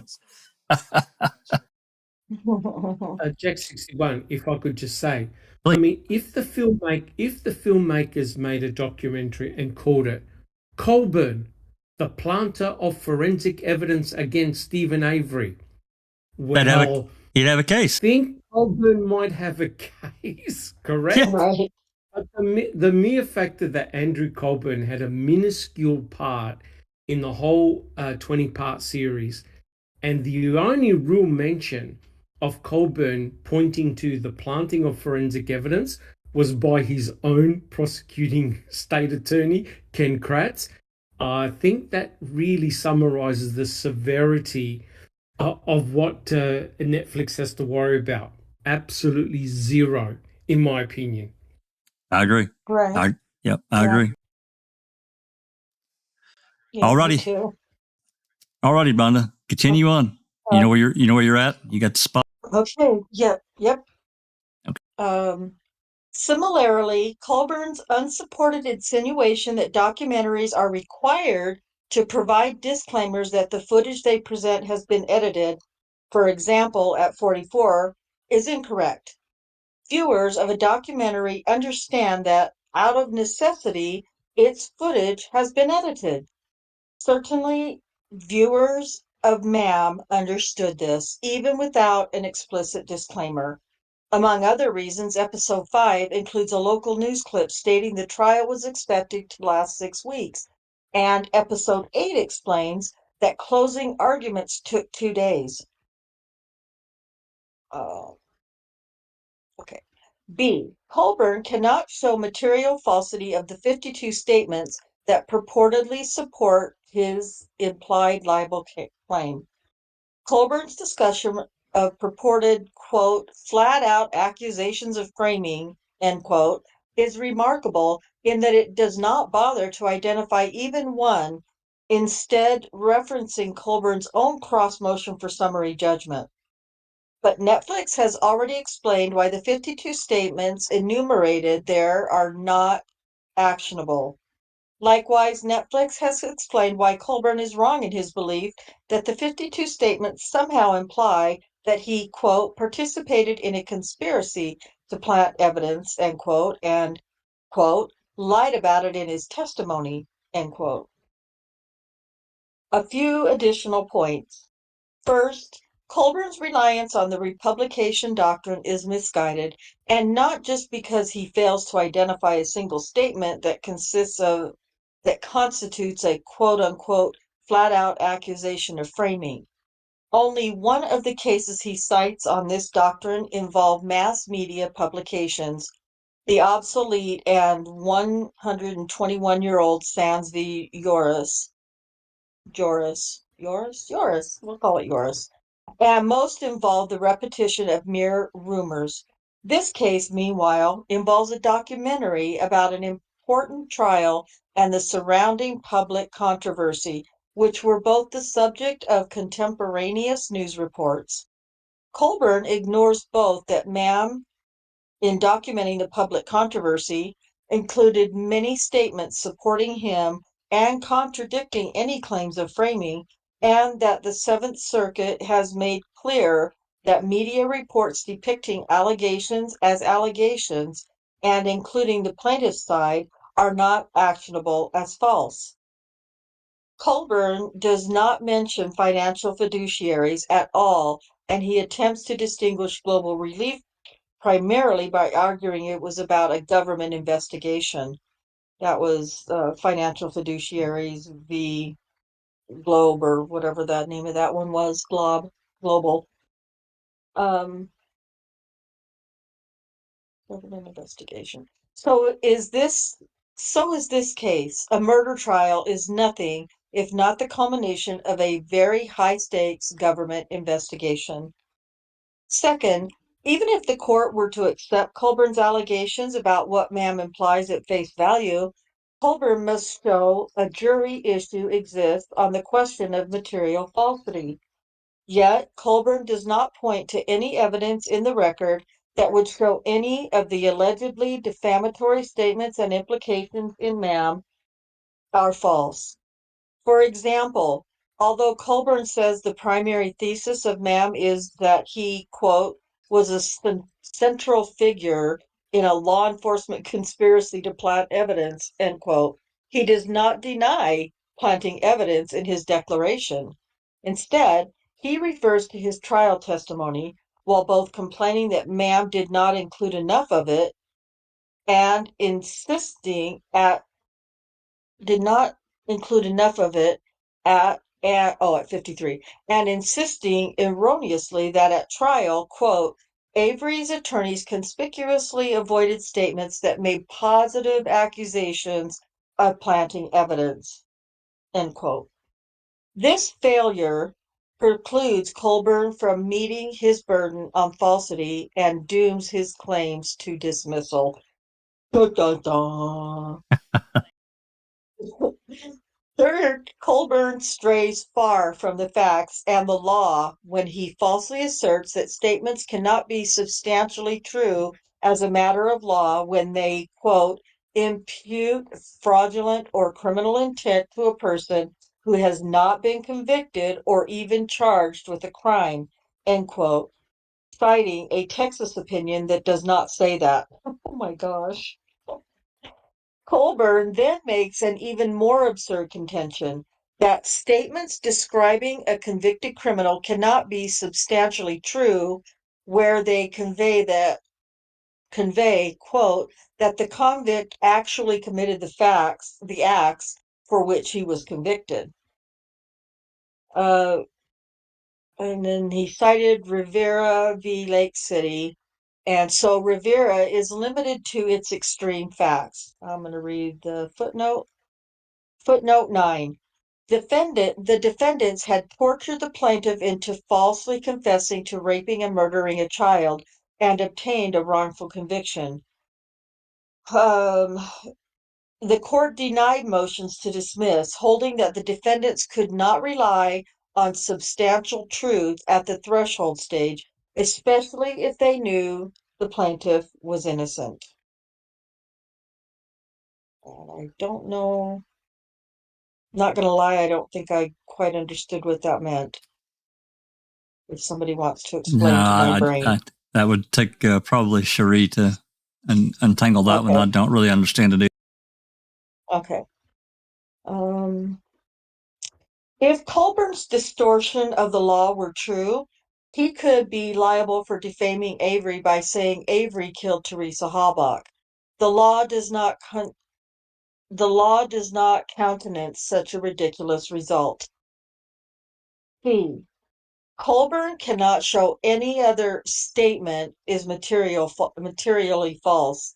Colborn also complains about, for example, depictions of his physical reactions and the alleged use of graphics and other enhancements that purportedly point fingers at him.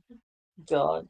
But none of this, even if properly pleaded in the second amended complaint, and much of it was not, amounts to a material falsification. Talking about him leaning back and cracking his damn knuckles. Big freaking deal. Come on. Just being a pansy about it. Come on. That's his. He really is. It's a mannerism. Just accept how you are and move on. God. Anyway. And each time he says it made me look more suspicious. So he agrees to a point that he looks suspicious. Yes. That he was suspicious. That's but right. It, made him look more suspicious. Okay. That's just because you look like a suspicious guy when you do things. Yeah. I don't know. But this is even more. Who cares? If you're suspicious, you're suspicious. Yeah. And, let's not forget that sometimes a guilty conscience will cause us to do certain things that make us look suspicious. Subconsciously, sure. Absolutely. Subconsciously, absolutely. That's right. Yeah. I think what Neverly just pointed out is kind of like an embedded confession, right? It makes you look more suspicious. That's right. So he knows he appears like he's doing wrong. And if you're not doing wrong, why would you appear to be doing wrong? Why would he have that mindset? It's a mindset. Exactly. Yeah. You mean like when he took almost 2 minutes to respond to Kratz when Kratz asked him about Cuss Road? Yeah, something like that, Doug. And there was no editing there either. Yep. That's a good point too. When someone's recalling an active memory, it's instantaneous, right? But when someone has to think, when someone's recalling a lie, they have to stop and remember what lie it is they have to tell for that point. And the fact that it took him that long to recall that one tells me there's a lot of lies he's having to remember. And he's not the brightest crayon in the box, right? Nope. Since Sunshine Christina, he had to follow the narrative because remember what Kratz said? Kratz said that he vets all of his witnesses. Yep. So he tells them exactly what and how to respond. He coaches them, yes. I know what my witnesses are going to say because I talk to my witnesses. Yep. Yeah, he gives them a playbook and he says, memorize this. Yeah. Yeah. I feel like in this case, the DAs quarterbacked this from the beginning. Sure they did. I know. Yeah, I think that they made sure that all we have is what they needed to get a conviction. That's why it's Kathleen Zoner's having such a hard time getting this overturned. Oh, and I think I think they also had the cooperation and help of the AG's office. That's just my Oh opinion. yeah. Oh, Oh yeah. yeah. Peg L greenlighted this the whole way. That's Yeah. my opinion as well. Yeah. I agree. All right, Rhonda, continue on. Okay. Let's see. Was I going back to? Okay. Whoops. Let's see. For example, Am I on C? Yeah, I need to scroll back Yeah, up. it's on C. I Yeah. think I'm on C. Yeah. Okay. Colborn cannot show any other statement is materially false. Colborn also complains about. Oh no, I did that one.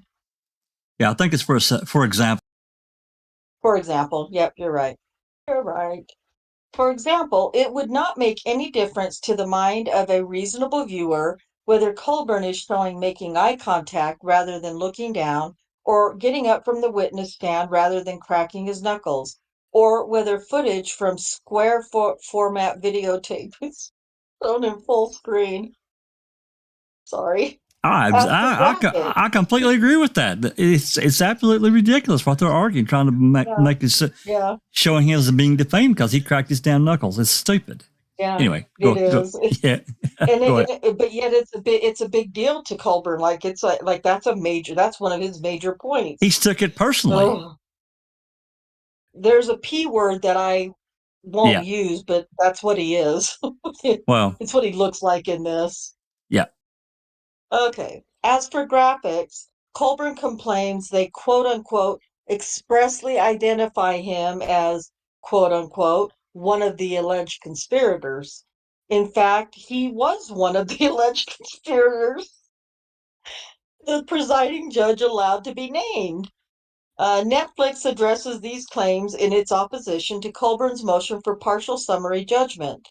Finally, as mentioned supra, Colborn has no basis for alleging Netflix directed that bad guy or villain music would play while he is shown. Regardless, music is not true or false and cannot render a documentary actionable. Terry v. Journal Broad Corporation. To defeat Netflix's motion for summary judgment, Colborn must come forward with evidence that the statements, scenes, and alleged implications he challenges are false. Because he has not done so, Netflix is entitled to summary judgment on the ground that MAM is substantially true. 3.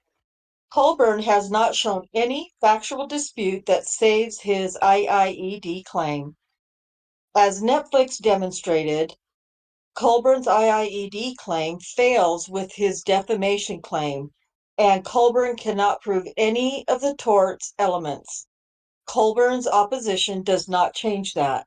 He implicitly admits Netflix did not distribute MAM for the purpose of causing him emotional distress when he asserts Netflix instead had a compelling profit motive.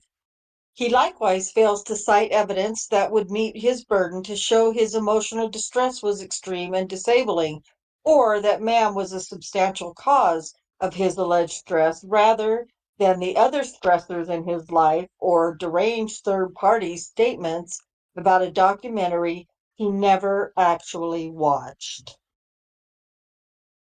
Conclusion.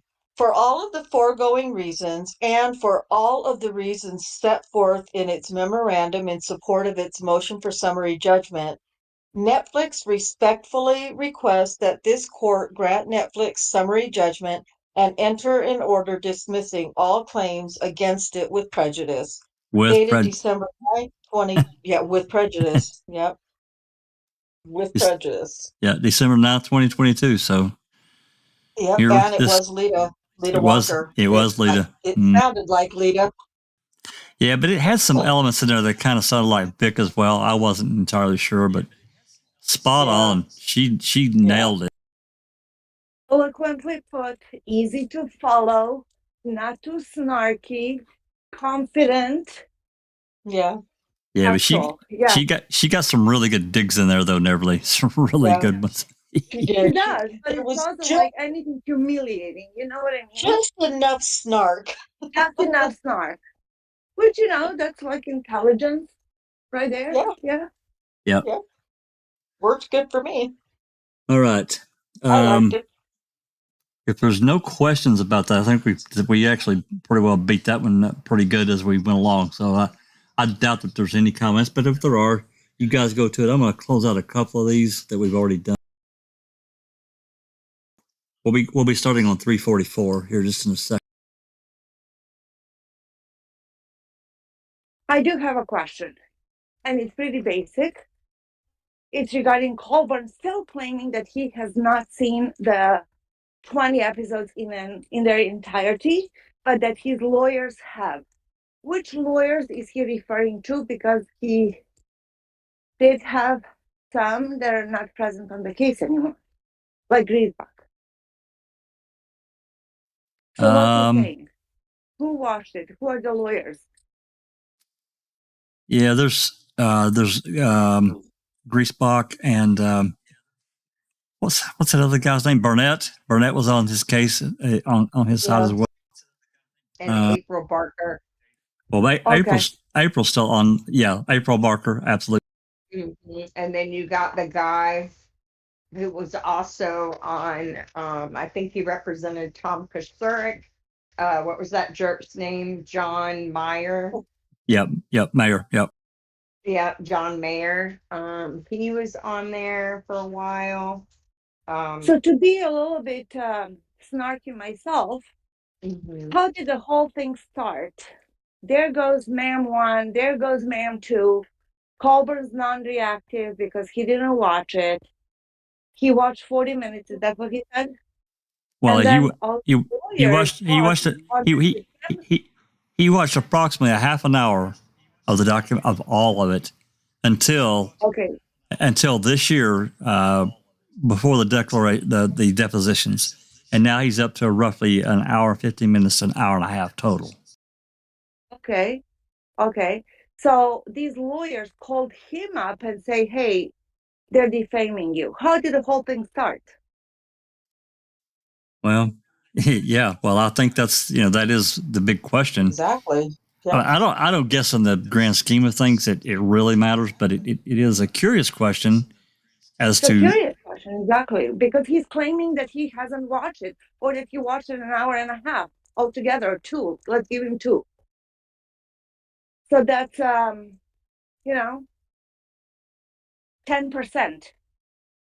Right. So and really, I mean, I guess everybody here has watched Making a Murderer at least once. I mean, I've seen it a couple of times at least. You have to take it as a whole. You can't cherry pick the series. You just can't. It won't work. Wow. It wasn't designed that way. So I think that's telling a story. Yeah, and I think that's an element that Ludwig very well may pick up on. I don't know. I hope it does, because it becomes even more ridiculous. Yeah. And overzealous. Yeah, I agree. Mm-hmm. Okay. We're going to move on to document 344, and I believe there's 7 or 8 attachments. I think it's 7 actually. We're going to start on document 344. It's a declaration from Lita Walker, and Alice, do you want to read? You want to read Lita's declaration here? It's just a couple of pages. Can you do that, or you want to take a pass? I can do that. Whenever you're ready. Third declaration of Lita Walker. I, Mary Andrelita Lita Walker, under penalty of perjury and subject to 28 U.S.C. 1746, declares as follows. 1. I am a partner at Ballard and Spar LLP in Minneapolis, Minnesota, and lead counsel for defendant Netflix Inc. In the above referred matter, I have personal knowledge of the matters set forth herein, and I make this declaration in support of Netflix's motion for summary judgment. 2. Contrary to plaintiff Andrew Colborn's assertions that, quote, defendants produced a total of 5 emails, unquote, post-dating December 18th, 2015, Netflix produced in discovery approximately 280 emails and attachments dated on or after December 18th, 2015.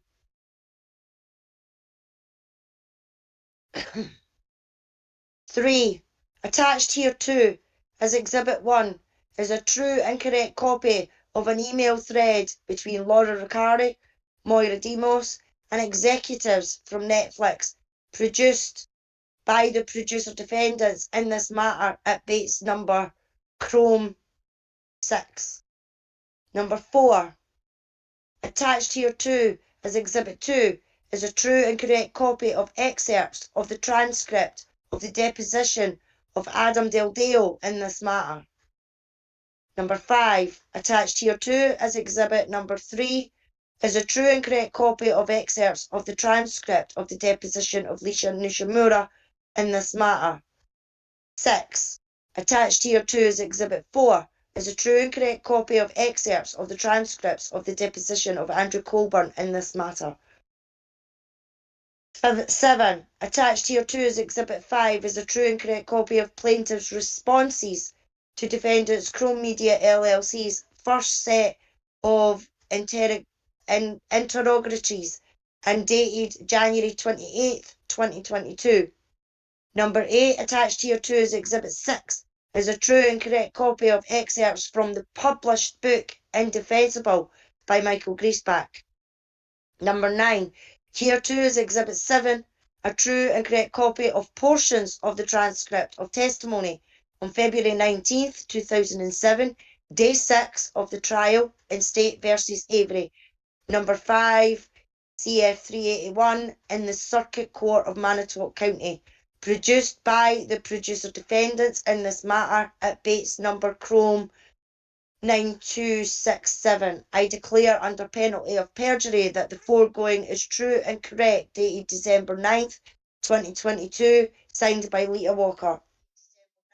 Thank you, Alice. Very, very interesting there. We got some more. And remember what it said up there. These are excerpts of depositions. So I'm hoping, praying that the excerpts that we get certainly of Colborn are pages that we have not read yet. So let's get to it. Okay, Exhibit 1.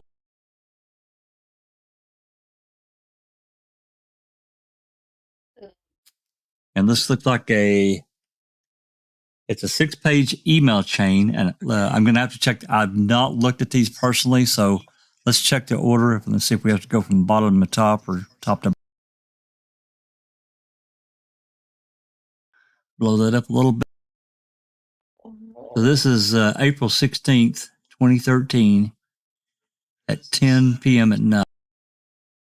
Okay, so it goes from bottom to top then, I think. I think you're right.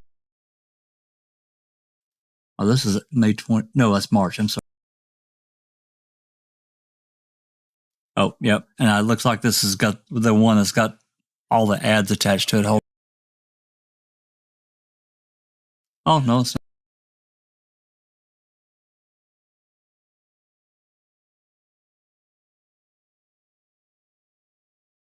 But partially is. So we'll start at the bottom and we'll go.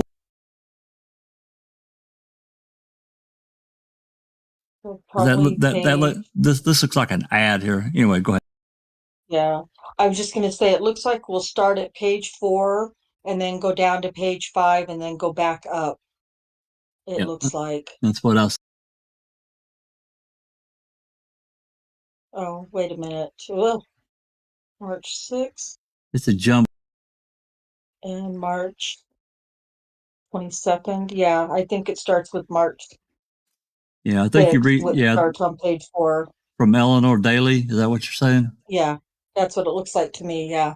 Yeah. To Netflix. Yeah. All right. I'm going to read this first one, then I'm going to hand it off, and we'll just pass it around. This first one, as you can see here, is from Eleanor Daly on March 6th at 1813, which is 6:13 p.m. to Netflix. Oh, wait a minute. Oh, wait. Okay, What? sorry. Go ahead. Nothing. This gets so confusing when they run these It email is. chains It, like it that. is Okay. because this one's down and then it goes back up again. It's really screwed up. But this is. I hate this. Anyway, and it's to Netflix, and then it's got Laura and Maura copied. And subject: making a murder clips and material. This Peter. It was a pleasure talking to you both this morning. Please find below a link to clips that will give you a glimpse of the richness of the world and characters we're exploring in Making a Murderer. I'm also including a brief presentation of the series. We'd be happy to provide you with a full treatment of the 8-part series as well as any additional footage you may want to see.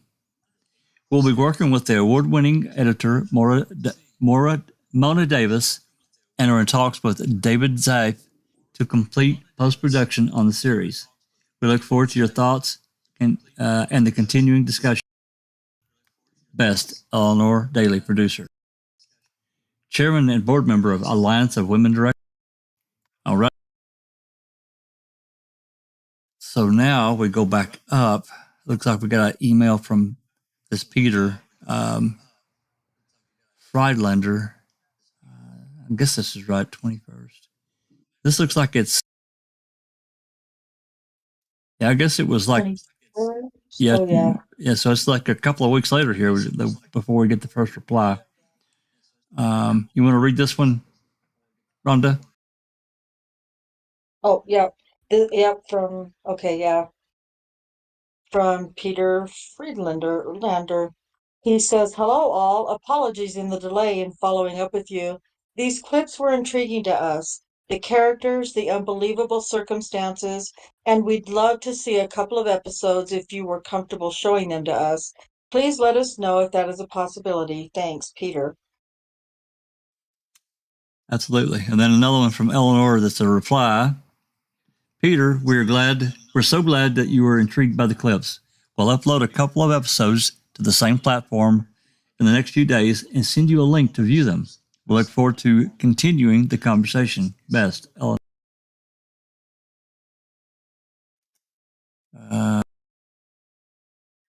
This one's broken here as of March 22nd. Looks like this one maybe got clipped. I don't know. Oh, yeah, his did get clipped. This is another one from Eleanor on March 27th, which is again a few days later. Hello, Peter. Please find attached rough cuts of episode 1 and 2 and a sketch of episode 3 to give you a better idea of the series. The other episodes are also sketched out, but we did not want to flood you with too much material. 2 award-winning editors are itching to jump on board and further shape the series. Mona Davis, running from crazy. Okay, I bet you are. And this is David Zaif. It looks like he has written something. I thought I'd also attach a written outline of all 8 episodes of the series so you would be able to get an overall sense of the project and its nonfiction form. Looking forward to your thoughts, Eleanor, Laura, and more.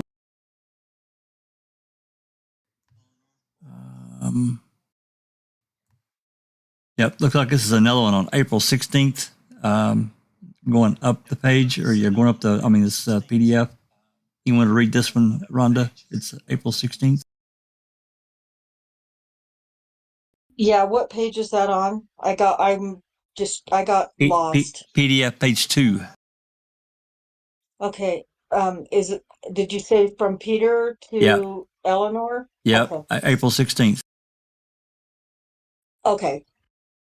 Hello, Eleanor, Moira, and Laura. As per my earlier email, our interests were piqued by the compelling episodes you sent over. We'd love to discuss what we've already watched and also the future episodes. If you are able to come by Netflix, it would be great to meet you in person. I've copied some of our team members into this chain so they can reach out and schedule a meeting. Looking forward to meeting you. So, from what I gather, just from these 4 or whatever that we read, they've sent out Laura Mora and this Eleanor have sent out this email. Netflix. This guy Peter is a Netflix dude, and he said, "Hey, we like what we're seeing here. Let's sit down and have a chat." Yeah. Okay, and now we've got one from Maureen Ryan. It looks like next. Yeah. Yep. Yeah. Maureen. To Laura. Yeah. Okay. Yeah. Wonderful. Keep me posted. And then another promising step with Netflix. Okay. Never. And then moving up. This from Laura Riccardi, looks like, and we're at the top of the page. It looks like page 2. You want to read this one from Laura? Yeah. She says, "You read my mind. Netflix hasn't seen the screeners, correct?" Yep. It looks like Laura. It looks like she responded and said, "Han, I keep Maureen in the loop." Is a one sentence. Yeah. Yeah. And I kept Maureen in the loop. Yeah. Yeah. So. And that's it. Yeah. So that's exhibit 1. Let's move on to exhibit 2. And this is this is going to be excerpts from. This is from Adam Del Deo. I'm going to need a couple of people so we can do this interactive. It's only 8 pages, so it's not that long. It's going to jump around. So keep that in mind, everyone. This is depositions from April 26th. We've already read several of these excerpts, so hopefully this is something new. Yeah. Because the lawyers there, that's still Grisock was still in the case. And then, And Parker. Yeah. Well,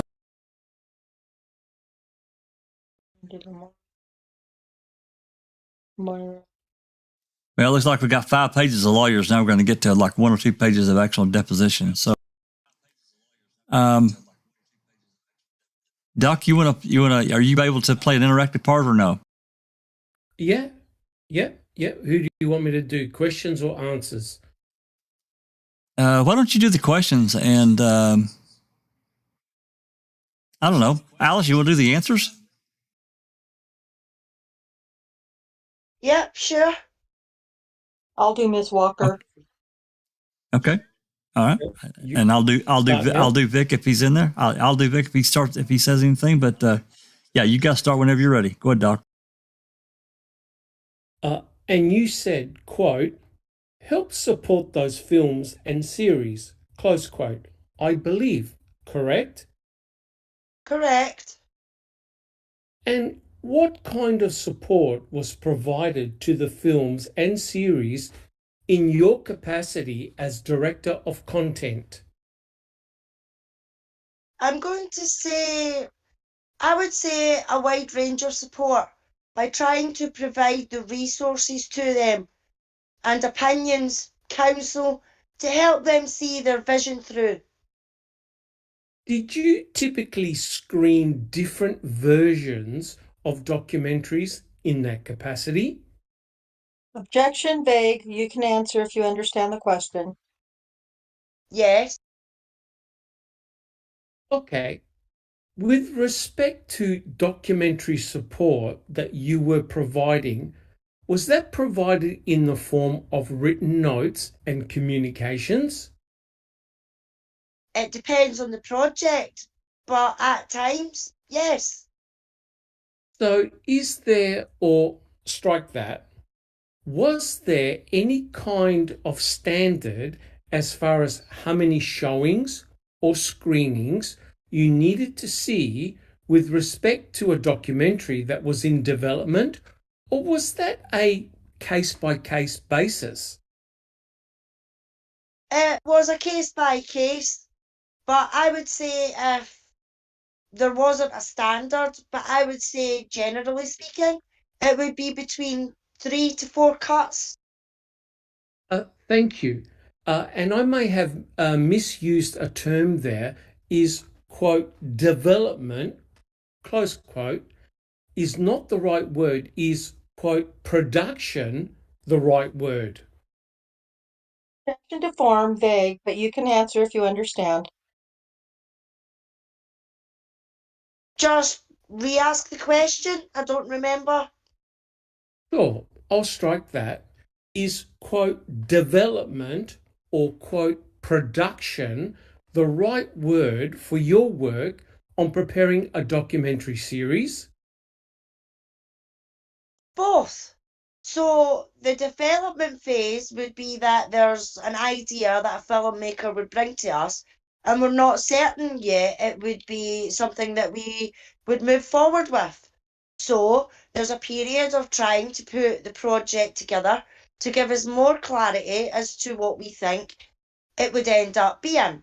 And so it's a phase to give it, that's it. That's it.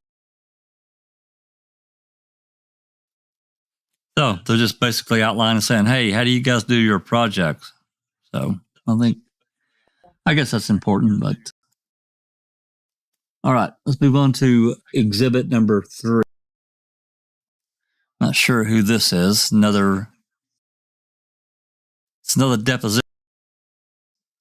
It is another 8 pages, 5 pages of lawyer. It's Randy. Andy.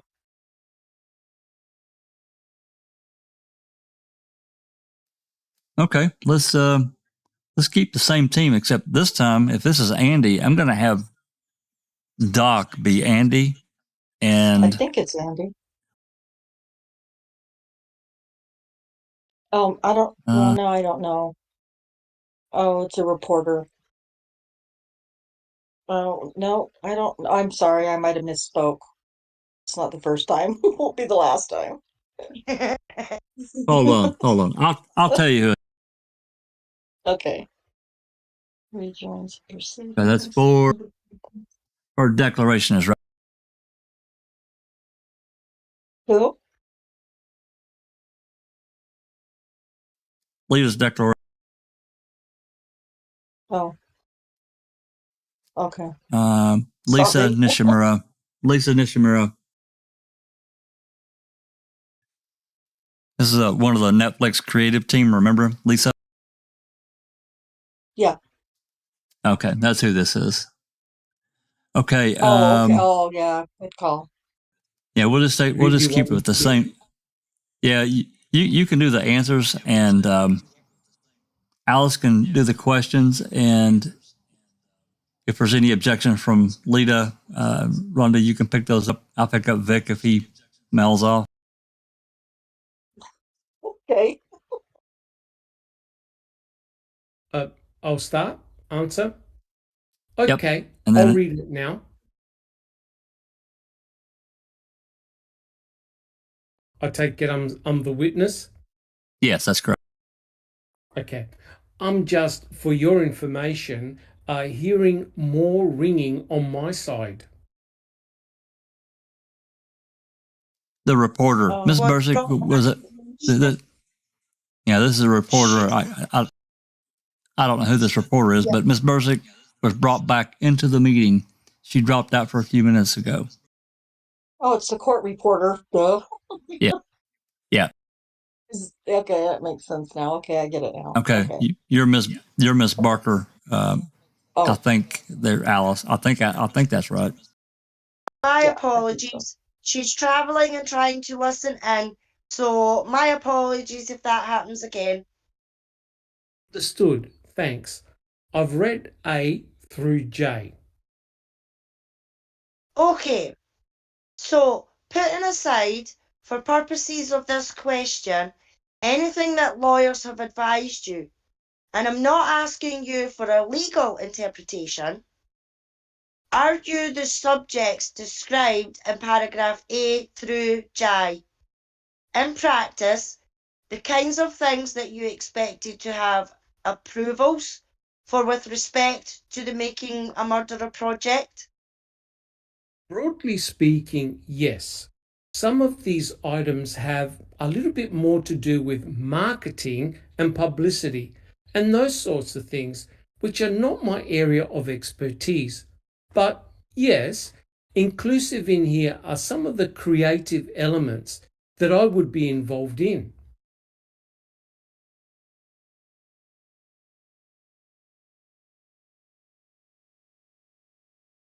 That would include particularly subparagraph B, titled, quote, storylines and treatments, unquote, correct? Or, quote, storylines slash treatments, correct? Correct. And then subparagraph H, referring to rough cuts, fine cuts, and final cut, correct? Correct.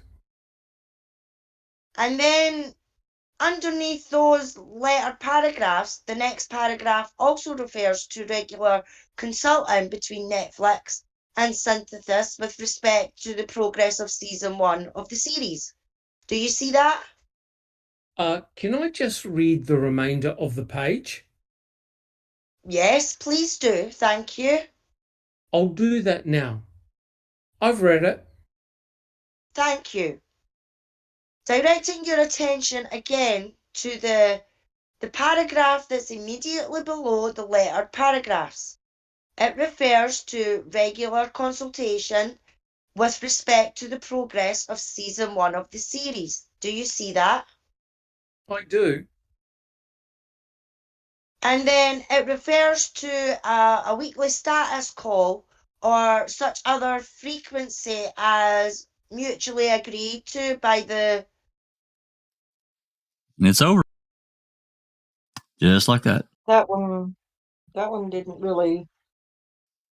I think that she's trying to point out how the flow of work goes without, because they're saying that there's this plan. Colborn's the plaintiffs is saying there was this plan to defame him. It's all about him, and clearly it wasn't. I think that's just part of that, without getting too deep in. They're looking at just standard process. Yeah. That's what they normally do. It's not nefarious. It's not targeted at any particular individual. It's just work product. That's all. No big That's deal. what I think too. Yep. Yep. And this is the oh boy, here we go. Oh, this is Colborn. This is Andy's, yeah. Okay. And we have 14 pages of this one, so we're going to have a little bit more. And we're going to keep the same team rolling here. I'm going to let Alice be the lawyer, ask the questions. Doc, you get to be Andy. Rhonda, you can be Lita if she interjects, whatever. I'll be Vic. I'm not sure if he's even there, but this looks like the first day, the 21st. I think this went into the 22nd, so this is day 1, I think. Okay. Yeah, we got Burnett, Lita, Isabella. I've never heard this Emily Parsons talk yet. Then we have these other people that are present. Okay, we're starting here. Yeah, we're starting here right at the top there. Alice, you take off whenever you're ready. Okay. But for all you know, Netflix was saying in that documentary, quote, hold another second if you can, but we understand that court footage may not exist. And so we understand if you can't, unquote. You don't know because you haven't seen that document, correct? Right. Okay. Yes. Correct. You talked about some of the music. I don't know what page that was from, but there was a reference here to good danger music. Is that right? Yes. Okay. And we talked about, the subject matter of Making a Murderer did involve a murder, correct? Uh-huh. Yes. and a horrific crime, correct? Yes. And a dangerous perpetrator, correct? Yes. So there's nothing really inappropriate about using quote unquote danger music with that subject matter, correct? Mr. Burnett, objection, foundation. You can answer. The rest of it is, quote, approving as good danger music, underscoring accompanying images of plaintiff. So why are we only using the danger music when we're showing images of myself? Well, I think it says, quote, accompanying images of plaintiff walking plaintiff out of court, unquote. I'm not sure whose typo that is, but I think it's, quote, accompanying images of plaintiff walking Avery out of court, unquote. Avery was, in your mind, a dangerous criminal, correct? Mm-hmm. Okay, so it would be appropriate to use danger music in that sort of scene, correct? Objection, foundation. Go ahead. I've also observed in the clips that were shown to me that I'm just sitting there and there's danger music. Or someone else will be talking and they'll put up a picture of me up there and accompanying that with danger music. You testified earlier you didn't remember the music, Mr. Colborn. No, I thought I said, you asked me if what I considered danger music. Jackie scrolled a bit too far. I That did. sounds a lot like, no, I thought I told her. Yeah, I was waiting for Colborn to say, and we better get the dispatcher to read that back. Well, this goes on. There's another section here. I guess it's the next day. I think. Let me look. I mean, to be honest, it's all a lot of shite. You know what I mean? Really No is. matter how much you look at it, and no matter how much he puts in, it's all full of shite because he's not got a fucking leg to stand on. He really hasn't. And the mere shite that comes in his depositions and everything like that just makes him look mere stupid. Yeah, well, that's what they're doing deliberately. They're handing him rope. They're giving him as much rope as he needs to hang himself, and boy, is he hanging himself big time. Yeah, yeah. Yeah, this next Okay. section is from the next day. This is the 22nd. Right. So this is the next day. We're probably going to get a couple of pages, but you guys continue whenever you're ready. Okay. Wait. The third block here on Exhibit 8, you said, quote unquote, I did. Same page, ma'am? Yeah. Okay. You said, quote, I did have numerous law enforcement officers both within my own agency and in agencies outside my own that, yes, did support me 100%. Yes, unquote. Did I read that correctly? Yes. And you were truthful with the interviewers, correct? So, again, I don't know the question, but yes, I answered the questions that were put to me truthfully. Flip to page 360. The same exhibit here? Yes. Okay. The second block begins, quote, I guess that's, unquote. Do you see that? Yes. You say, quote, I guess that's, unquote, and then you laugh apparently. Quote, to answer your question, I haven't been, like, no one has confronted me. I think a lot of these people they're content to attack from behind their computer keyboards, unquote. Did I read that correctly? Yes. Okay. So you told me today about Kevin Hartlub. Yes. No one else has confronted you, correct? So, sending a bomb to my mailbox, would you consider that confronting me personally? Or would we call that doing it from another state and I didn't really get to see the person? Jack 61, can you just continue reading for a sec? I'll be back. Sure. Yep. I'll ask Go ahead. you what you meant when you made this statement to the makers of convicting a murderer.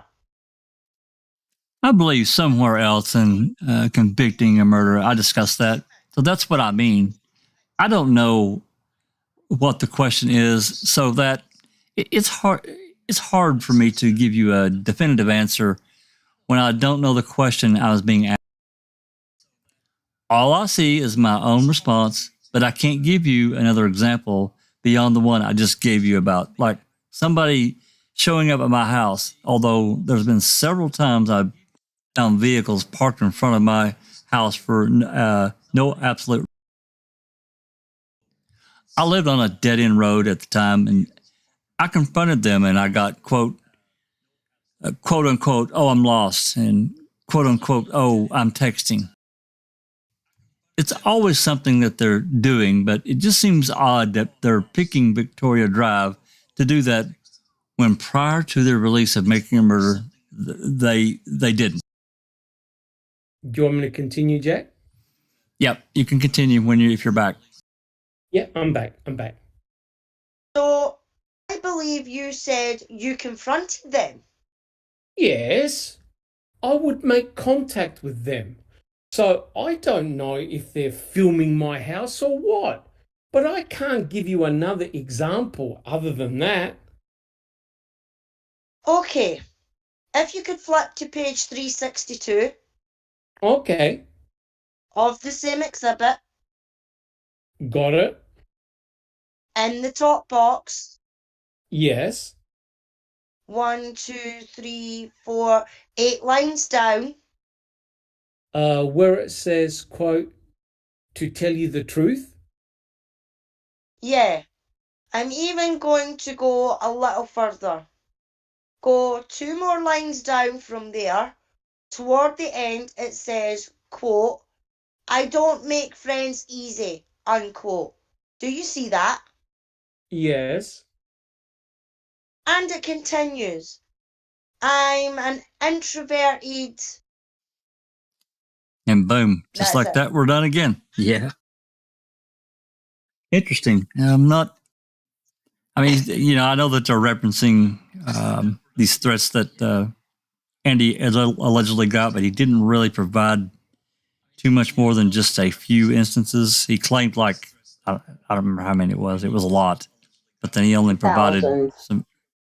he only provided a very small amount with actual proof of anything.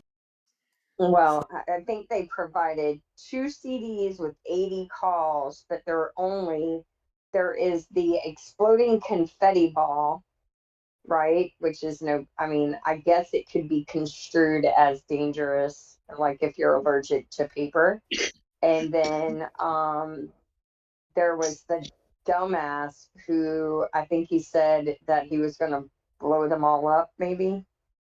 But those are the only 2 calls they ever referenced. I think they included that little snippet about he doesn't make friends easy because he claimed this damaged his friendships with people. Yeah. But he clearly states himself that he's an introvert who doesn't have any friends. Yep. So that's right. Prior to MAM, and I think his ex-wife now, because he couldn't keep his weenie in his zipper, his ex-wife said, he didn't, he's a boring schmutz of a guy.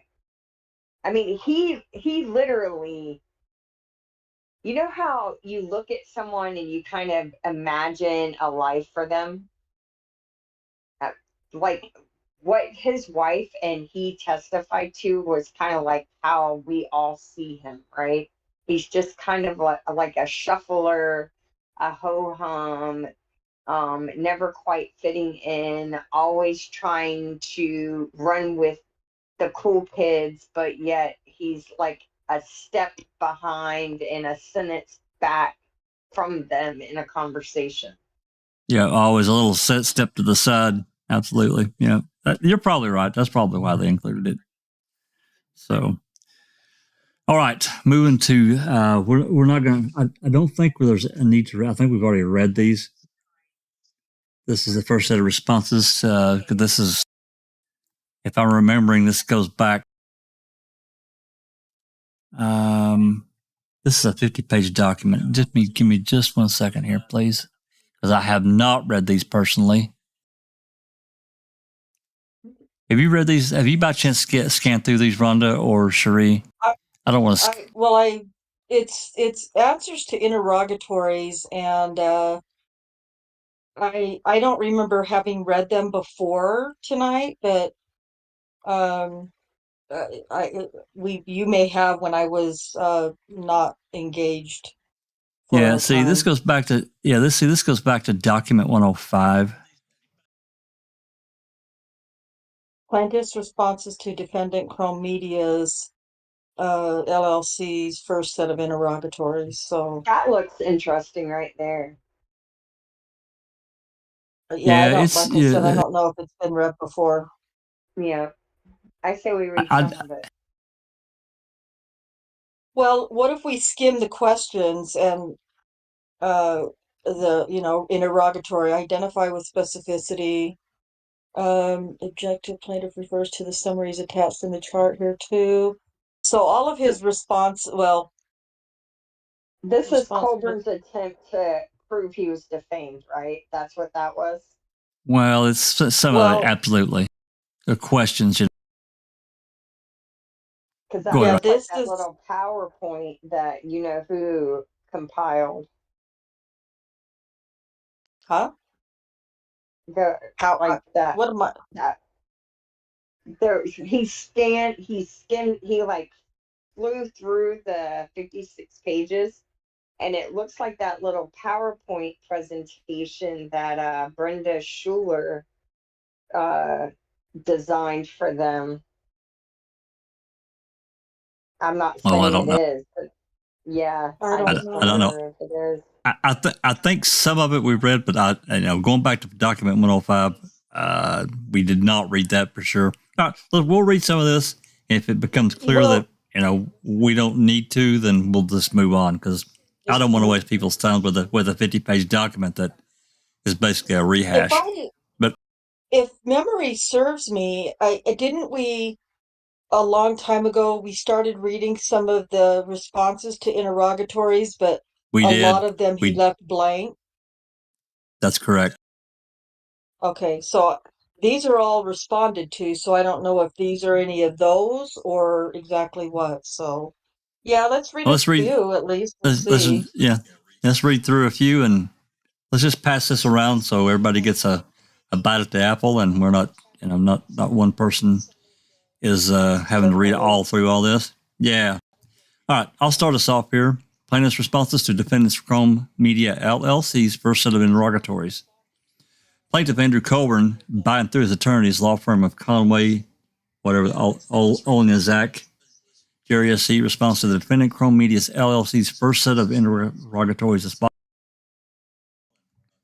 General objections: to the extent that any of the interrogatories call for information which is protected by the attorney-client privilege, work product, doctrine, or otherwise immune from discovery, plaintiff hereby objects to furnishing any such information, and such information is not being provided.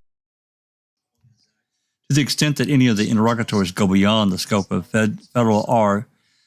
Civ P 26, plaintiff objects and will comply only to the extent of the obligations set forth here therein. Plaintiff also objects to the wording of defendant's request on the basis that Wisconsin law requires that defamatory broadcasts be considered in their entirety and not just a collection of allegedly separate statements. The entire man broadcast must be considered with respect to their falsity and a defendant's knowledge of falsity and a reckless disregard for the truth with respect to the broadcast. Plaintiff objects to the interrogatories to the extent that they suggest or imply otherwise.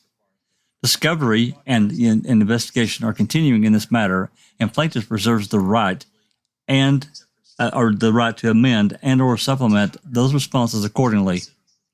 In addition, plaintiff's counsel has only just been able to format produced raw footage to viewable format and have not had the opportunity to view it yet.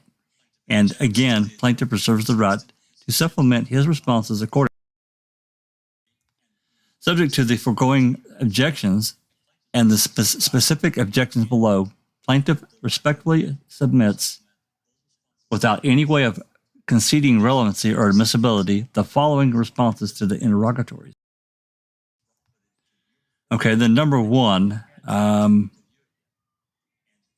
Doc, you want to read? You want to read a few of these. You can read the interrogatory, and Rhonda, you can read the response. Yep, I'll do it as best as I can. Interrogatory number 1. Identify with specificity all, quote, spliced and omitted portions of plaintiff's trial testimony as set forth in Exhibits A and B, end quote, that you contend, quote, distort the facts and nature of the 1994 or 1995 phone call and led viewers to falsely conclude that plaintiff bears responsibility for 7 or 8 of Avery's 18 years of wrongful imprisonment, providing him, Colborn, with a motive to frame Avery for Hallbuck's murder, end quote, as alleged in paragraph 27 of the second amended complaint. Response number 1. Subject to plaintiff's general objections, plaintiff refers to the summaries attached in chart from hereto. Discovery and investigation are ongoing, and plaintiff reserves the right to supplement his responses accordingly. Interrogatory number 2.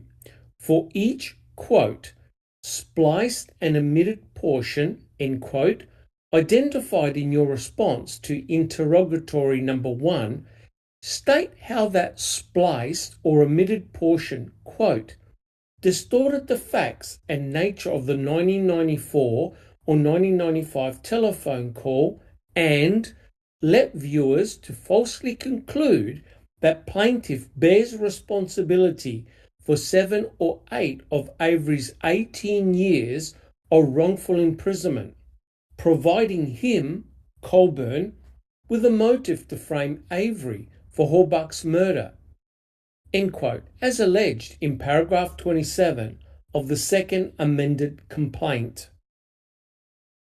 Response number 2.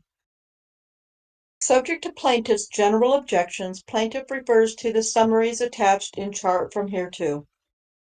Discovery and investigation are ongoing, and plaintiff reserves the right to supplement his responses accordingly. Interrogatory number 3. Describe in detail all facts that you contend support your allegation in paragraph 33 of the second amended complaint that, quote, defendants knew of the falsity, end quote, of Stephen Avery's criminal attorney's suggestion that plaintiff was looking directly at Hallbuck's vehicle when he called dispatch, end quote. Response number 3. Subject to plaintiff's general objections, plaintiff responds as follows.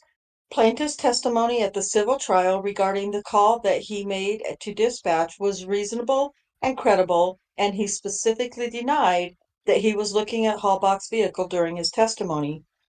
In addition, Upon information and belief, the defendants had reviewed the Avery trial court's decision and order dated January 30th, 2007, which explained that any theory regarding any alleged involvement of plaintiff in planting Avery's blood in Halbach's vehicle was extremely weak and rested on the unexplained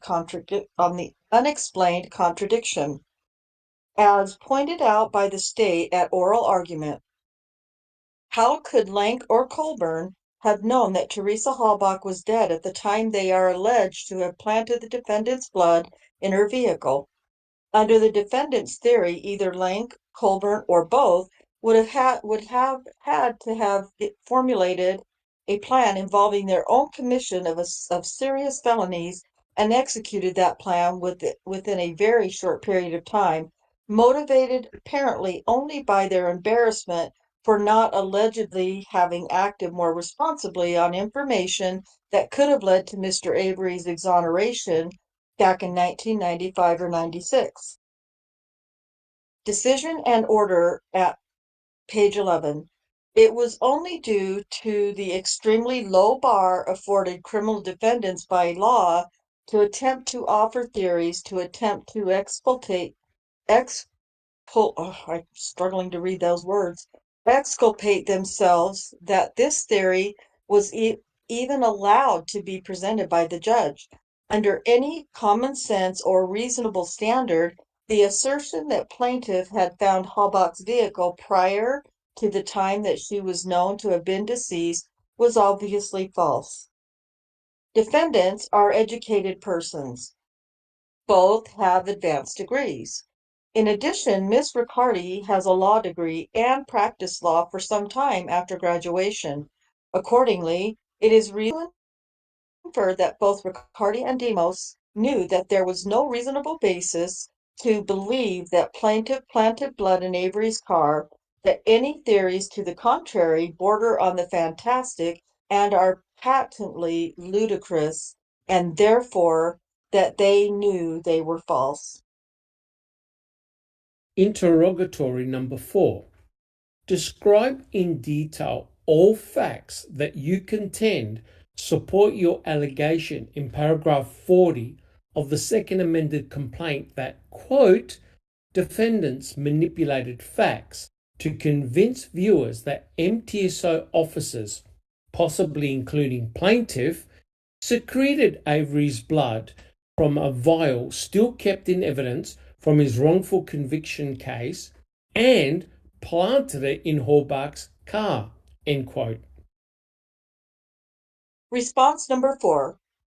Subject to plaintiff's general objections, plaintiff responds as follows. The facts that support the allegation that defendants manipulated the facts in question are set forth in the remainder of paragraph 40 of the second amended complaint. Upon information and belief, defendants had reviewed the Avery trial court's decision and order dated January 30th, 2007, in which the court noted that the fact that the state intended to present evidence that the hole in the blood vial stopper had been created by the phlebotomist who withdrew Mr. Avery's blood on January 2nd, 1996. Interrogatory number 5. Describe in detail all facts that you contend support your allegation in paragraph 64 of the second amended complaint that the challenge statement, quote, tended to harm you and actually and imperably harmed and damaged your reputation, lowering you in the estimation of the community and subjecting you to hostility, hatred, and ridicule, and deterring third persons from associating or dealing with you, end quote. Response number 5. Subject to plaintiff's general objections, plaintiff responds as follows. Plaintiff's counsel will be producing copies of numerous recorded voicemails that plaintiff received from threatening and verbally abusive man viewers across the world, and plaintiff designates those documents in response to this interrogatory. Plaintiff's counsel will also be producing copies of email messages and online posts to the same effect. In addition, plaintiff will testify regarding the countless telephone calls that he received at his personal residence and at work that were not recorded. Due to the intense verbal abuse that plaintiff suffered from the public at large following the MAM broadcast, plaintiff eventually resigned from the sheriff's department earlier than intended. In addition, the effect of the abuse on plaintiff has contributed to the demise of plaintiff's marriage of multiple decades. Plaintiff also incorporates in this response his response to interrogatory number 8 below. Damages are ongoing. Plaintiff reserves the right to supplement this response as discovery and investigations continue. Interrogatory number 6. For each of the challenge statements, describe in detail all facts that you contend support your allegation that the producer defendants published that challenge statement with knowledge of their falsity or reckless disregard of their truth or falsity. Response number 6. Subject to plaintiff's general objections, plaintiff refers to the summaries attached in the chart from hereto. Interrogatory number 7. For each material fact that you allege was omitted from Making a Murderer, state that omitted fact and describe in detail why you believe that the producer defendants had knowledge that omission of the fact would cause Making a Murderer to be false, or that the producer defendants omitted the fact with reckless disregard of the series' truth or falsity. Response number 7. Subject to plaintiff's general objections, plaintiff refers to the summaries attached in chart from hereto and to the allegations of the specific paragraphs of the second amended complaint that are described as, quote, challenge statements, end quote, as the factual basis for many of the allegations set forth therein, including detailed descriptions of the specific alterations to the omission of trial testimony by the defendants. Defendants knew the alterations changed the impact of the testimony, and it is evident that they made them for that reason, in order to continue to tell their story. This is further corroborated in the document productions by Netflix, which demonstrate the involvement of Netflix personnel in attempting to make the story more dramatic and to emphasize plaintiff as an alleged villain of the story. See plaintiff's response to first set of interrogatories of Netflix Inc. Discovery and investigation are ongoing, and plaintiff reserves the right to supplement his responses accordingly. Interrogatory number 8. Describe in detail all items of damage you contend you sustained as a result of the producer defendant's act or omissions alleged in the second amended complaint. Response number 8. Subject to his general objections, plaintiff responds as follows. Making a murderer damaged, if not destroyed, my reputation, my health, and my personal life. My reputation as a police officer, so important to maintain as trustworthy and being with integrity as well as honest, was severely damaged as millions viewed and believed the falsehood that was making a murder making a murderer. In the social media realm, my reputation was totally destroyed as I was and still am portrayed as the poster child for corruption. I began to fear that this annihilation of my reputation would affect the weight of my courtroom testimony on other cases, effectively ruining my career as a police officer. My health was affected as I did and continue to live with a state of constant hypervigilance, as making a murderer prompted a multitude of death threats to me and towards my family. Never being able to totally relax, as well as constantly anticipating an attack on me and or a member of my family, has caused me to develop both hypertension and anxiety, which has to be treated with prescription medication. Due to the stress caused by MAM, I have trouble sleeping, and I find myself often angry and irritable. I no longer feel I can trust anyone totally ever again. My personal life has also been greatly damaged as a result of MAM. My inability to go back to the person I was before MAM has destroyed my 30-year marriage, and the marriage ended in divorce.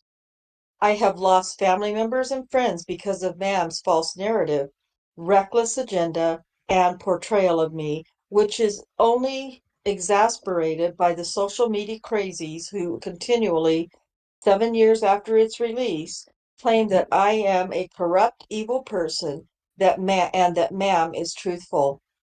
I am often confronted by total strangers who inform me that they despise me for, quote, what I've done, end quote, regarding Stephen Avery.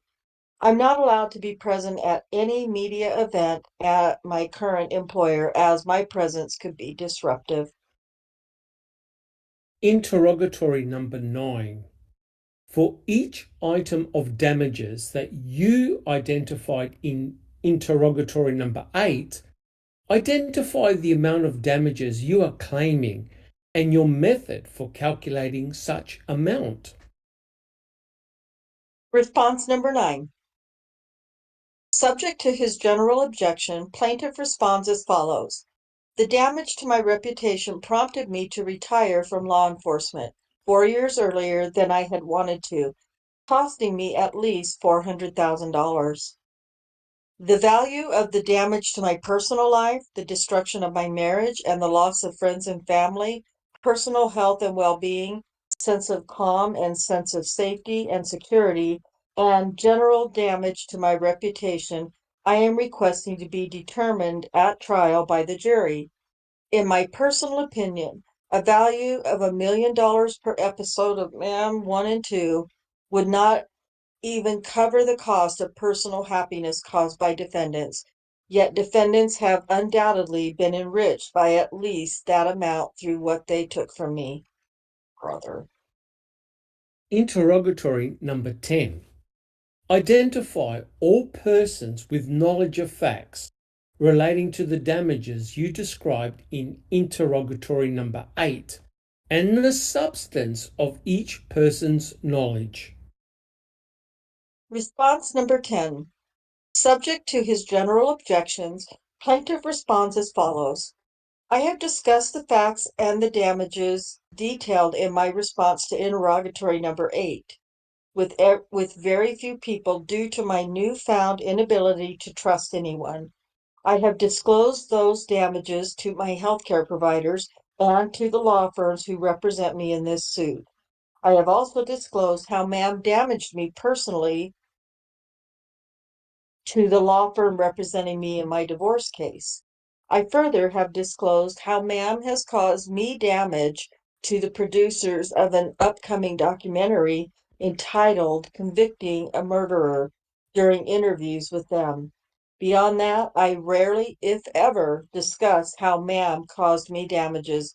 I instead only defend myself, my fellow deputies, my former agency, and law enforcement in general when asked or confronted about Netflix or the producers of MAM or MAM itself. All right, let's pause right here. Let's pause right here. We're pushing 3 hours, and I don't want to keep everyone here all night. And these go on for a minute. Now, if you guys want to go on, we will. I'm all for that. I'm just saying, and we can, because I plan on doing another open mic tomorrow night, and we can pick this back up. It's up to you all. Yeah, I mean, that's almost, the interrogatories and the responses are almost worth a podcast on themselves, because there's almost, a lot in there. Yeah, there's a hell of a lot in there. I agree. Are you guys okay if we break here, pick it back up? Yeah, for sure. Mm-hmm. Yep. I'm gonna mark this right here. Nope, don't want that. Mark this page Nad's here. like got in there before Andy B tonight. She's like, no, Yeah. don't go. I'll mark it right there so we know we're starting on number 11. Yeah, no, I mean, I'd like to read through these, but you know, it's not really late for me, but for others it is. I know, you know, people have to work tomorrow and so forth and so on. Yeah, And 2 these take a.m. them. for me. Well, I mean, yeah, but you know, we keep you up to 5 or 6. You know, so it's really kind of early. When do you sleep, Alice? Alice is getting soft. Yeah, Yeah. Alice never sleeps. It is true. We have kept her up to 5 a.m. before. It is true. Mm-hmm. Yeah. Yeah, I found that the number 8 or 9, whichever one it was, he put a value on what he thinks it should be worth. So 20 million is really what he's asking for. 20 million is what he's asking for. Is it really? $1 million per episode. $1 million Million an bucks. episode. Yep, 20 million. And I'm sorry. No. Sorry. Yeah. No. No, you owe Stephen Avery and Brendan Dassey 20 million. Well, you can They also don't tell that know some of these answers are, I mean, this document, you can tell it goes back because he talked about it destroying his marriage. Now he's had to back off of that, and other things in there that he's claiming he had to back off as well. So, but I'm glad that they included this because it may have some answers. As I think Rhonda pointed out, there were a number I do remember reading that document. He didn't answer. It was left blank. He hadn't answered. Yeah. There was also the first few, Doc has pointed out, and others, that he's making this about him, and they specifically say you a number of times, you in quotation marks. Mm-hmm. Yep, I thought that was interesting. Hey, I see Allie Softball off. Hey, thanks for coming, Allie. You snuck in there on us. Anyway, let's call it a night here, and if anybody's got any final words, final thoughts. Alice, you got anything? And what we've went through tonight so far? Oh, shite. It's all shite. It's basically he's just pumping his pumps and hoping that it's going to get him £20 million when we all know that it is just a lot of shite from start to finish. It shouldn't even have went as far as it's went. And I hope the judge tosses it out and grants Netflix the summary judgment. I really, really do. With prejudice, can't be filed again. You're done. With That's what I hope. prejudice, yep. Yep. Does anyone still have a suspicion that this was filed trying to acquire film footage, maybe for Cam, and maybe I think that was part of it. I think that was part of it. Absolutely. 100% agree.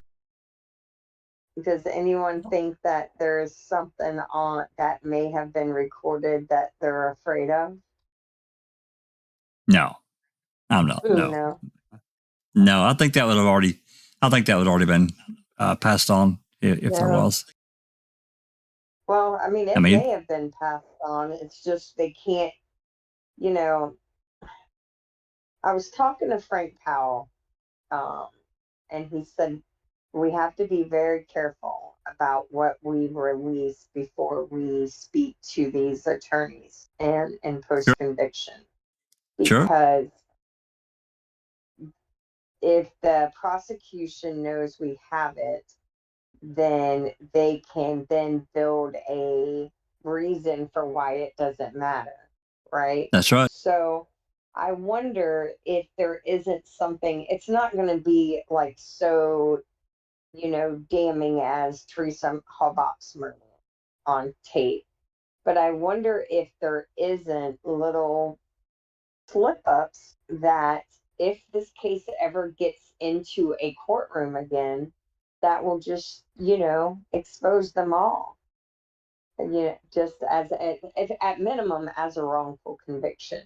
I can't believe they all were able to bite their tongue about what they were doing because they're sloppy. These are the sloppiest cops that I've seen trying to pull off something this big. They didn't even give it their best effort. Yeah, Because they got caught. I still think they were careful about certain things. I don't know. I guess there could be something in that camera A footage or some footage because they got thousands of hours of video that they just absolutely could not use. They just couldn't. I guess there's that potential. Yeah. Do you remember the video where? So what comes to mind for me is, do you remember when they caught Fassbender, giving Barb and Scott Paddock something in the car outside of one of Brendan's court? They were giving that hard drive back. They were giving their hard drive back. Mm-hmm. Yeah. Well, that's what they say they were doing. Yes. And I just think about how that was handled. That's not how that should have taken place at all. And so for the cameraman to catch that, whoever was filming, that means they were snooping around. I'd have been snooping around. If I was there, I'd have tried to catch something on film. Well, it could have. I guess it could have happened. Took place happenstance. But if they saw Fassbender at that hearing, or before the hearing, and saw Barb and Scott, and then saw Fassbender go to their car, which I tend to agree with you. I mean, maybe he's just thinking it's going to save a trip to Manitowoc and giving this thing back. I'll just give it to him, this hard drive back when I see him at the hearing. I guess that could have happened. I don't find that too nefarious, but I do think that for me, it should have been in a more open setting, like at home or, whatever, But yeah, No, I don't know. They should have. No. This is how you reacquire property seized during a murder investigation. You are summoned down to the police station and you sign for it. It's released from property and then it's given back to you with an evidence receipt that you signed. Yeah. That's how it's done. What they did is that's not procedure. And he's not a Manitowoc cop. Fassbender was a DCI agent. So yeah, but they're the ones that had the hard drive though. So I know what they say they did, but what they did, what they got caught doing and what they say they got caught doing, I still call bullshit because that's not how it's done. Because anytime anything is seized by cops as evidence in a criminal investigation, you have to go through a process to get it back, right? You have to call, you have to make a request, all of these things. I've done it, I know. So for them to say that's what they were doing, it just don't sit right for me, especially that hard drive, not the hard drive that's at question and at the heart of every debate in this case, It's very interesting. And that they caught that on film tells me they were not strictly filming, court appearances the hearing, media events. Yeah. Yeah, that's a good point. I don't know. I mean, only Barb and Scott can truly answer that. To get exactly the exchange that happened. Maybe what she has before. Was that? Do you know?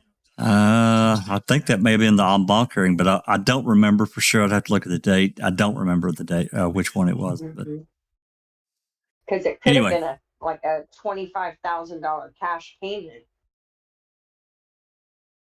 Well, I guess I guess. I mean, again, like I said, only they can answer that, and for us to get any kind of sense of what happened.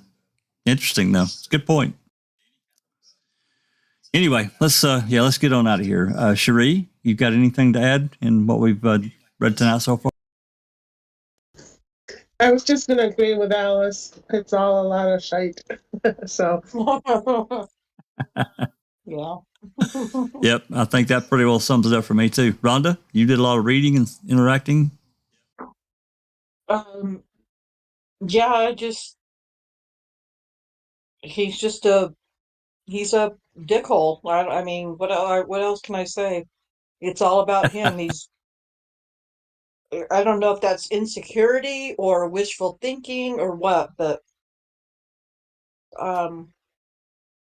I think I think that he's definitely being pushed by BS in Wisconsin for sure. You know, thing of it is that if she's trying to call herself a friend to him, she's making him look like a complete ass. Well, I think Kratz pushed him a lot too, especially early on. I don't know about later, but oh yeah. And a comment that I made earlier. I'm sorry. I was just going to say, you can add to this. I was just going to say, and the lawyers seem to be pushing as well. Yeah. Those lawyers have to know that this is done. They have to know this is over, but even if they don't. But, I just had a thought, just a theory. All that stuff that you guys were talking about earlier about Kratz saying in court about Andy planting the key and Andy looking at the license plate and Andy, or law enforcement, if you believe that they planted evidence, and you have to believe that they were that they killed Teresa Halbach, or whatever it was he said. I think the throwing under the bus of Andy began during the investigation, using my air quotes, and when they got into court, it just looked like everything was being pinned on Andy, according to Andy. But he did come off looking like a total jackass, and so the throwing of Andy under the bus, I think at some point, if he didn't already realize it, at some point after the trial, Andy realized that he was being used as a scapegoat. Now, at some point, Brenda Schuler had a falling out with Kratz, if I'm not mistaken, right? I mean, they're no longer speaking, and they're on bad terms and everything. Long time. Right. So now Brenda Schuler could possibly be pushing Andy to file this lawsuit, to do this lawsuit in an effort to get back at Kratz for whatever their falling out issues were. I don't know. I know that's getting way out there, but there's a reason why Andy Colborn is filing this lawsuit, and I don't believe it's of his own doing, just like, the way he testified and the way he investigated and the way he was a part. I don't think Andy has ever been in charge of anything that he's doing during the murder investigation, during the trial, during anything. I think his strings are being pulled by a puppet master, and it was Kratz and the other prosecutors, and now it's Brenda Schuler. And I don't think Andy has any control over anything that he's doing. I don't think he did then, and I don't think he does now. I think he's easily led. I have to wonder, given what you're saying, in these times in the past, I do think, again, it's just opinion, it's speculative, but I do think that given what Kratz said in that interview, that he was the one that really got him cranked up early on. We're talking, little guys, we're talking about 2 weeks after the the series aired. He's contacting lawyers to file a lawsuit, and he says he's barely watched any of it. So who cranked him up? Was it? Right. And again, we brought up Brenda. Her involvement in this, got exposed back in April, May, whenever the hell it was. We found out all this attorney-client stuff has been shared and talked about, and these plans. And there's another story back here that we don't have, and I wish we did, but we don't. And that could answer some of these questions as to why now that all this shit has been exposed, his zipper problems and issues, that caused the breakup of his marriage. He was definitely in control of that. I don't think that woman took advantage of him and made him do made him do this. So, Doubt it. Yeah. Well, maybe him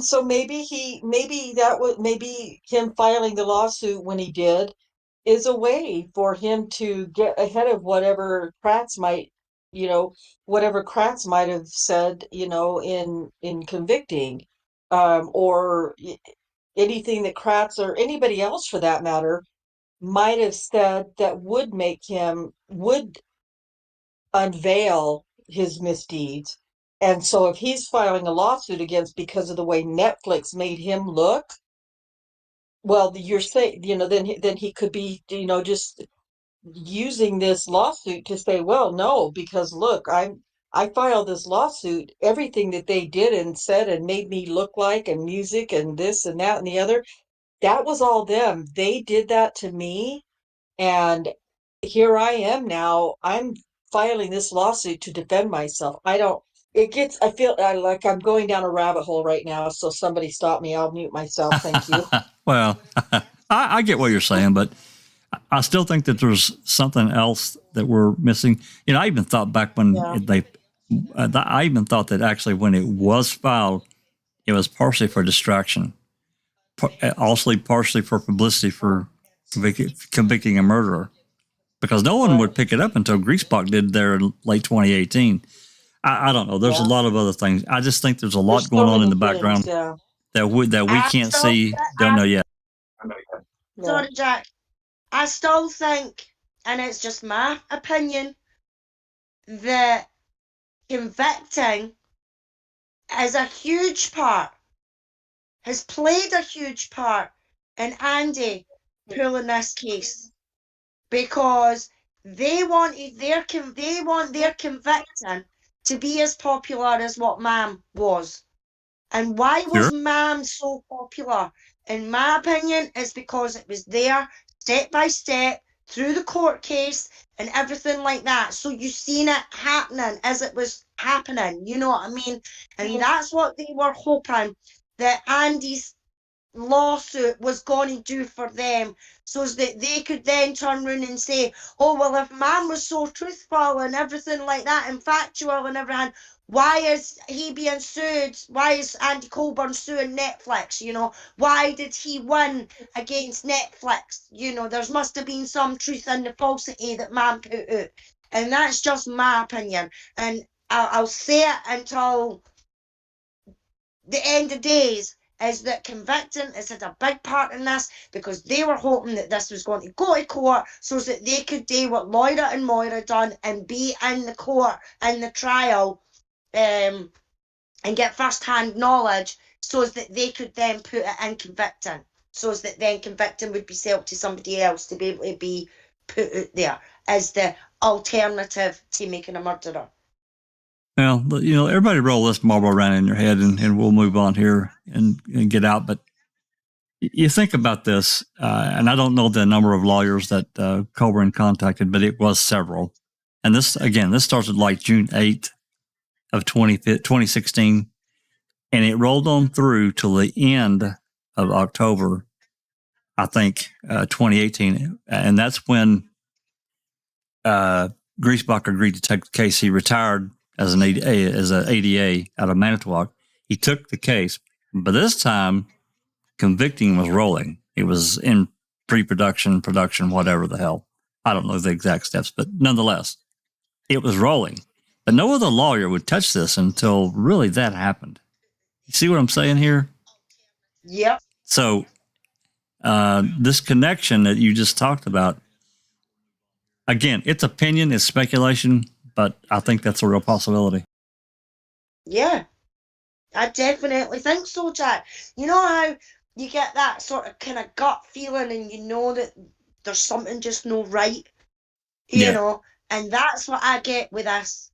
And it's just no right that convicting hasn't been took up or anything like that. You know what I mean? Why? Because I don't think it's as powerful. How it sits right now, I don't think it's as powerful as what Ma'am was.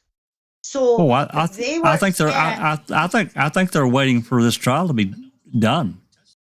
Yeah, because they're trying to go along the same lines as Ma'am as the rebut to Ma'am. So what better rebut to Ma'am is one of the major characters in Ma'am taking the place where Ma'am was produced and streamed and everything like that, taking them to court and winning that case.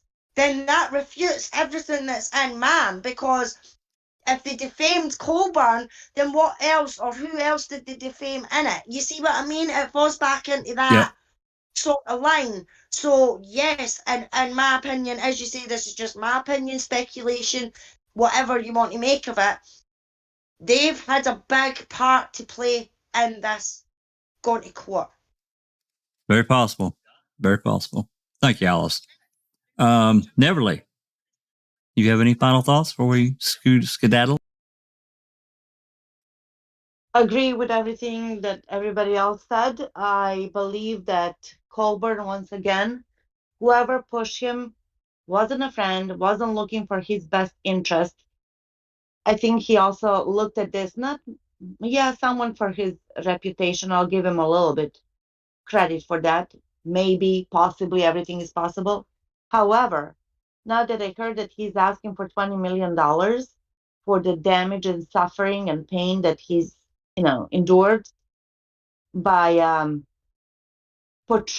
unfavorable portrayal of his character in Making a Murderer, both parts. I think he is after the paycheck. He's about, he retired early. He lost $400,000, he says. This is all what he's saying. Doesn't mean that it's true, because he's lied numerous times about numerous topics. That how can we believe him? I also believe that he kind of crafts his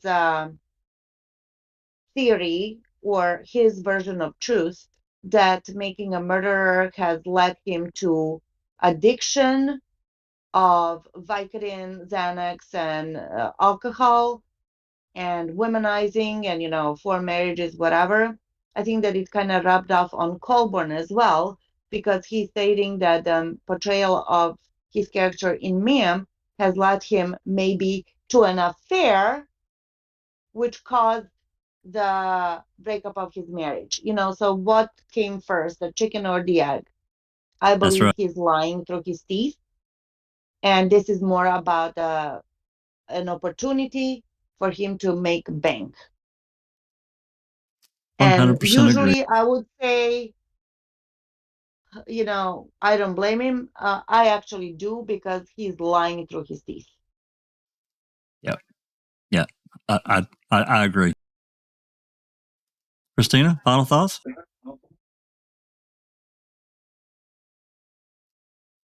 We've lost Christina. Dr. Silkman. No, there she is. Here. Yeah. No, I think y'all summed it up very well. Like you said, we're missing a piece, and I guess we haven't gotten those 4,000 text messages yet, have we? Still sealed. Yeah. I think those will be interesting read for sure. Yeah. Yeah, I agree, and I'd hoped, and I still hope that at some point, because the Colborn's entire 2005 deposition was turned in as an exhibit. I'm hoping that gets made public. We'll see. And Dr. Silkman, final thoughts, sir?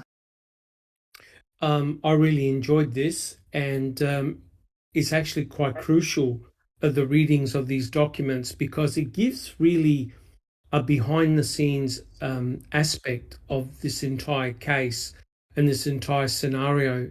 I believe that Colborn has been used as a lightning rod, right? Basically to test out the waters, right? Yep, so he's been that's right. thrown into the deep end, cut and bleeding into a pool of sharks.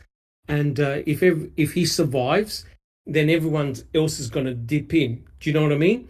Everyone then will put up their hand and say, well, okay, here's my case, and what Neville said about potentially a class action lawsuit.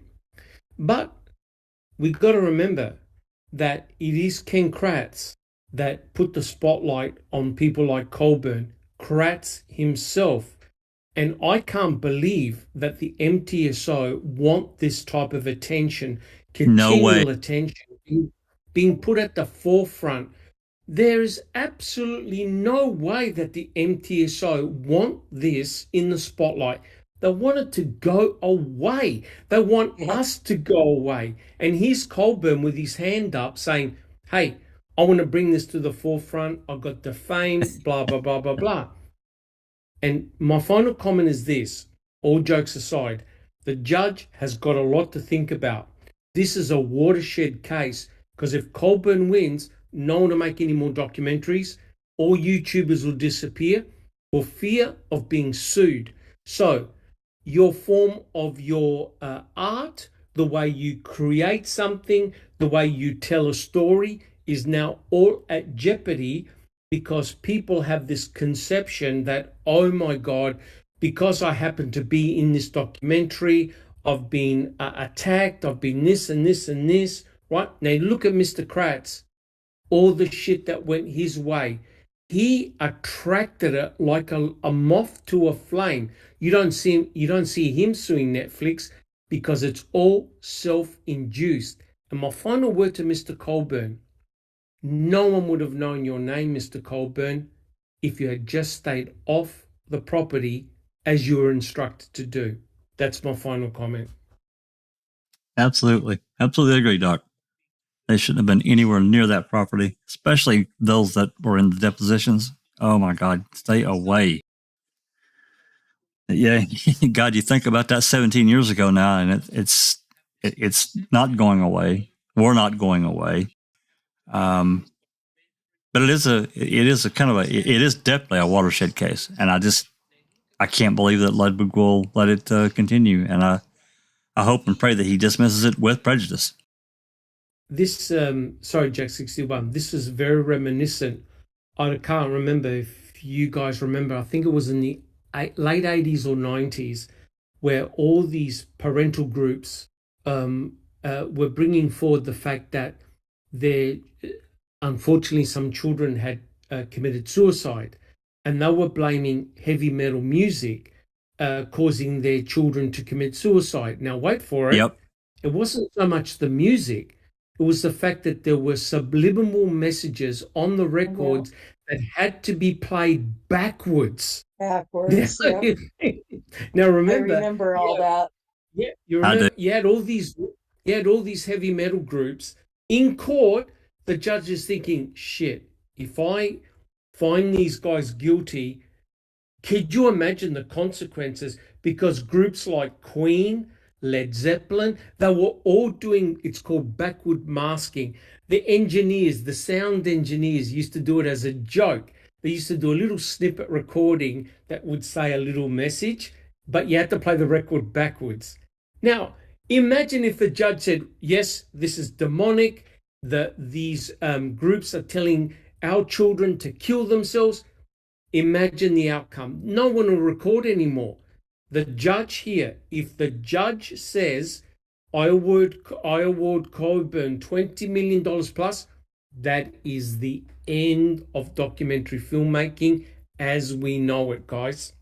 That's the end. Yep. Unless somebody is able to overturn the case, I agree. I totally agree. All righty, folks. Just We will see it pick. happening though. So No, I don't know. We'll start back tomorrow evening. I'll get it scheduled, and that way if I can see the notification, they want to come and be in. This is document 344 on number 5, exhibit 5, attachment 5, whatever. And we'll start on interrogatory number 11. So let me get back over here. I do want to thank everyone that's stayed with us, and I know it's getting late and people do have to work, but really appreciate you guys' support, coming and listening and staying and following along with this case. We do want to understand what Ludwig is going to is put in front of him, so we can understand what decision he makes when he does make it. And I can't imagine that's going to be too much longer. We're right at the 4-year mark. What is today, the 13th? Yeah, we're really close to 4 years since this thing was filed. Yeah. I'm sorry, it's 14th? Yeah, 13th, 14th. It's only a day. Yeah, it's 14th. Yeah. We're within a week of when it was filed 4 years ago. So hopefully we're going to have a resolution soon, and he dismisses this monster with prejudice. Yeah. Yeah. With that said, maybe that will be our Christmas present. That would be wonderful. With that said, if you like what we're doing, give us a like, give us a share. Certainly leave comments in the comment section on the videos, and let us know. Come to Discord, and keep the conversation going. Keep the conversation going. And with that, I'm going to say this has been a Foul Play production.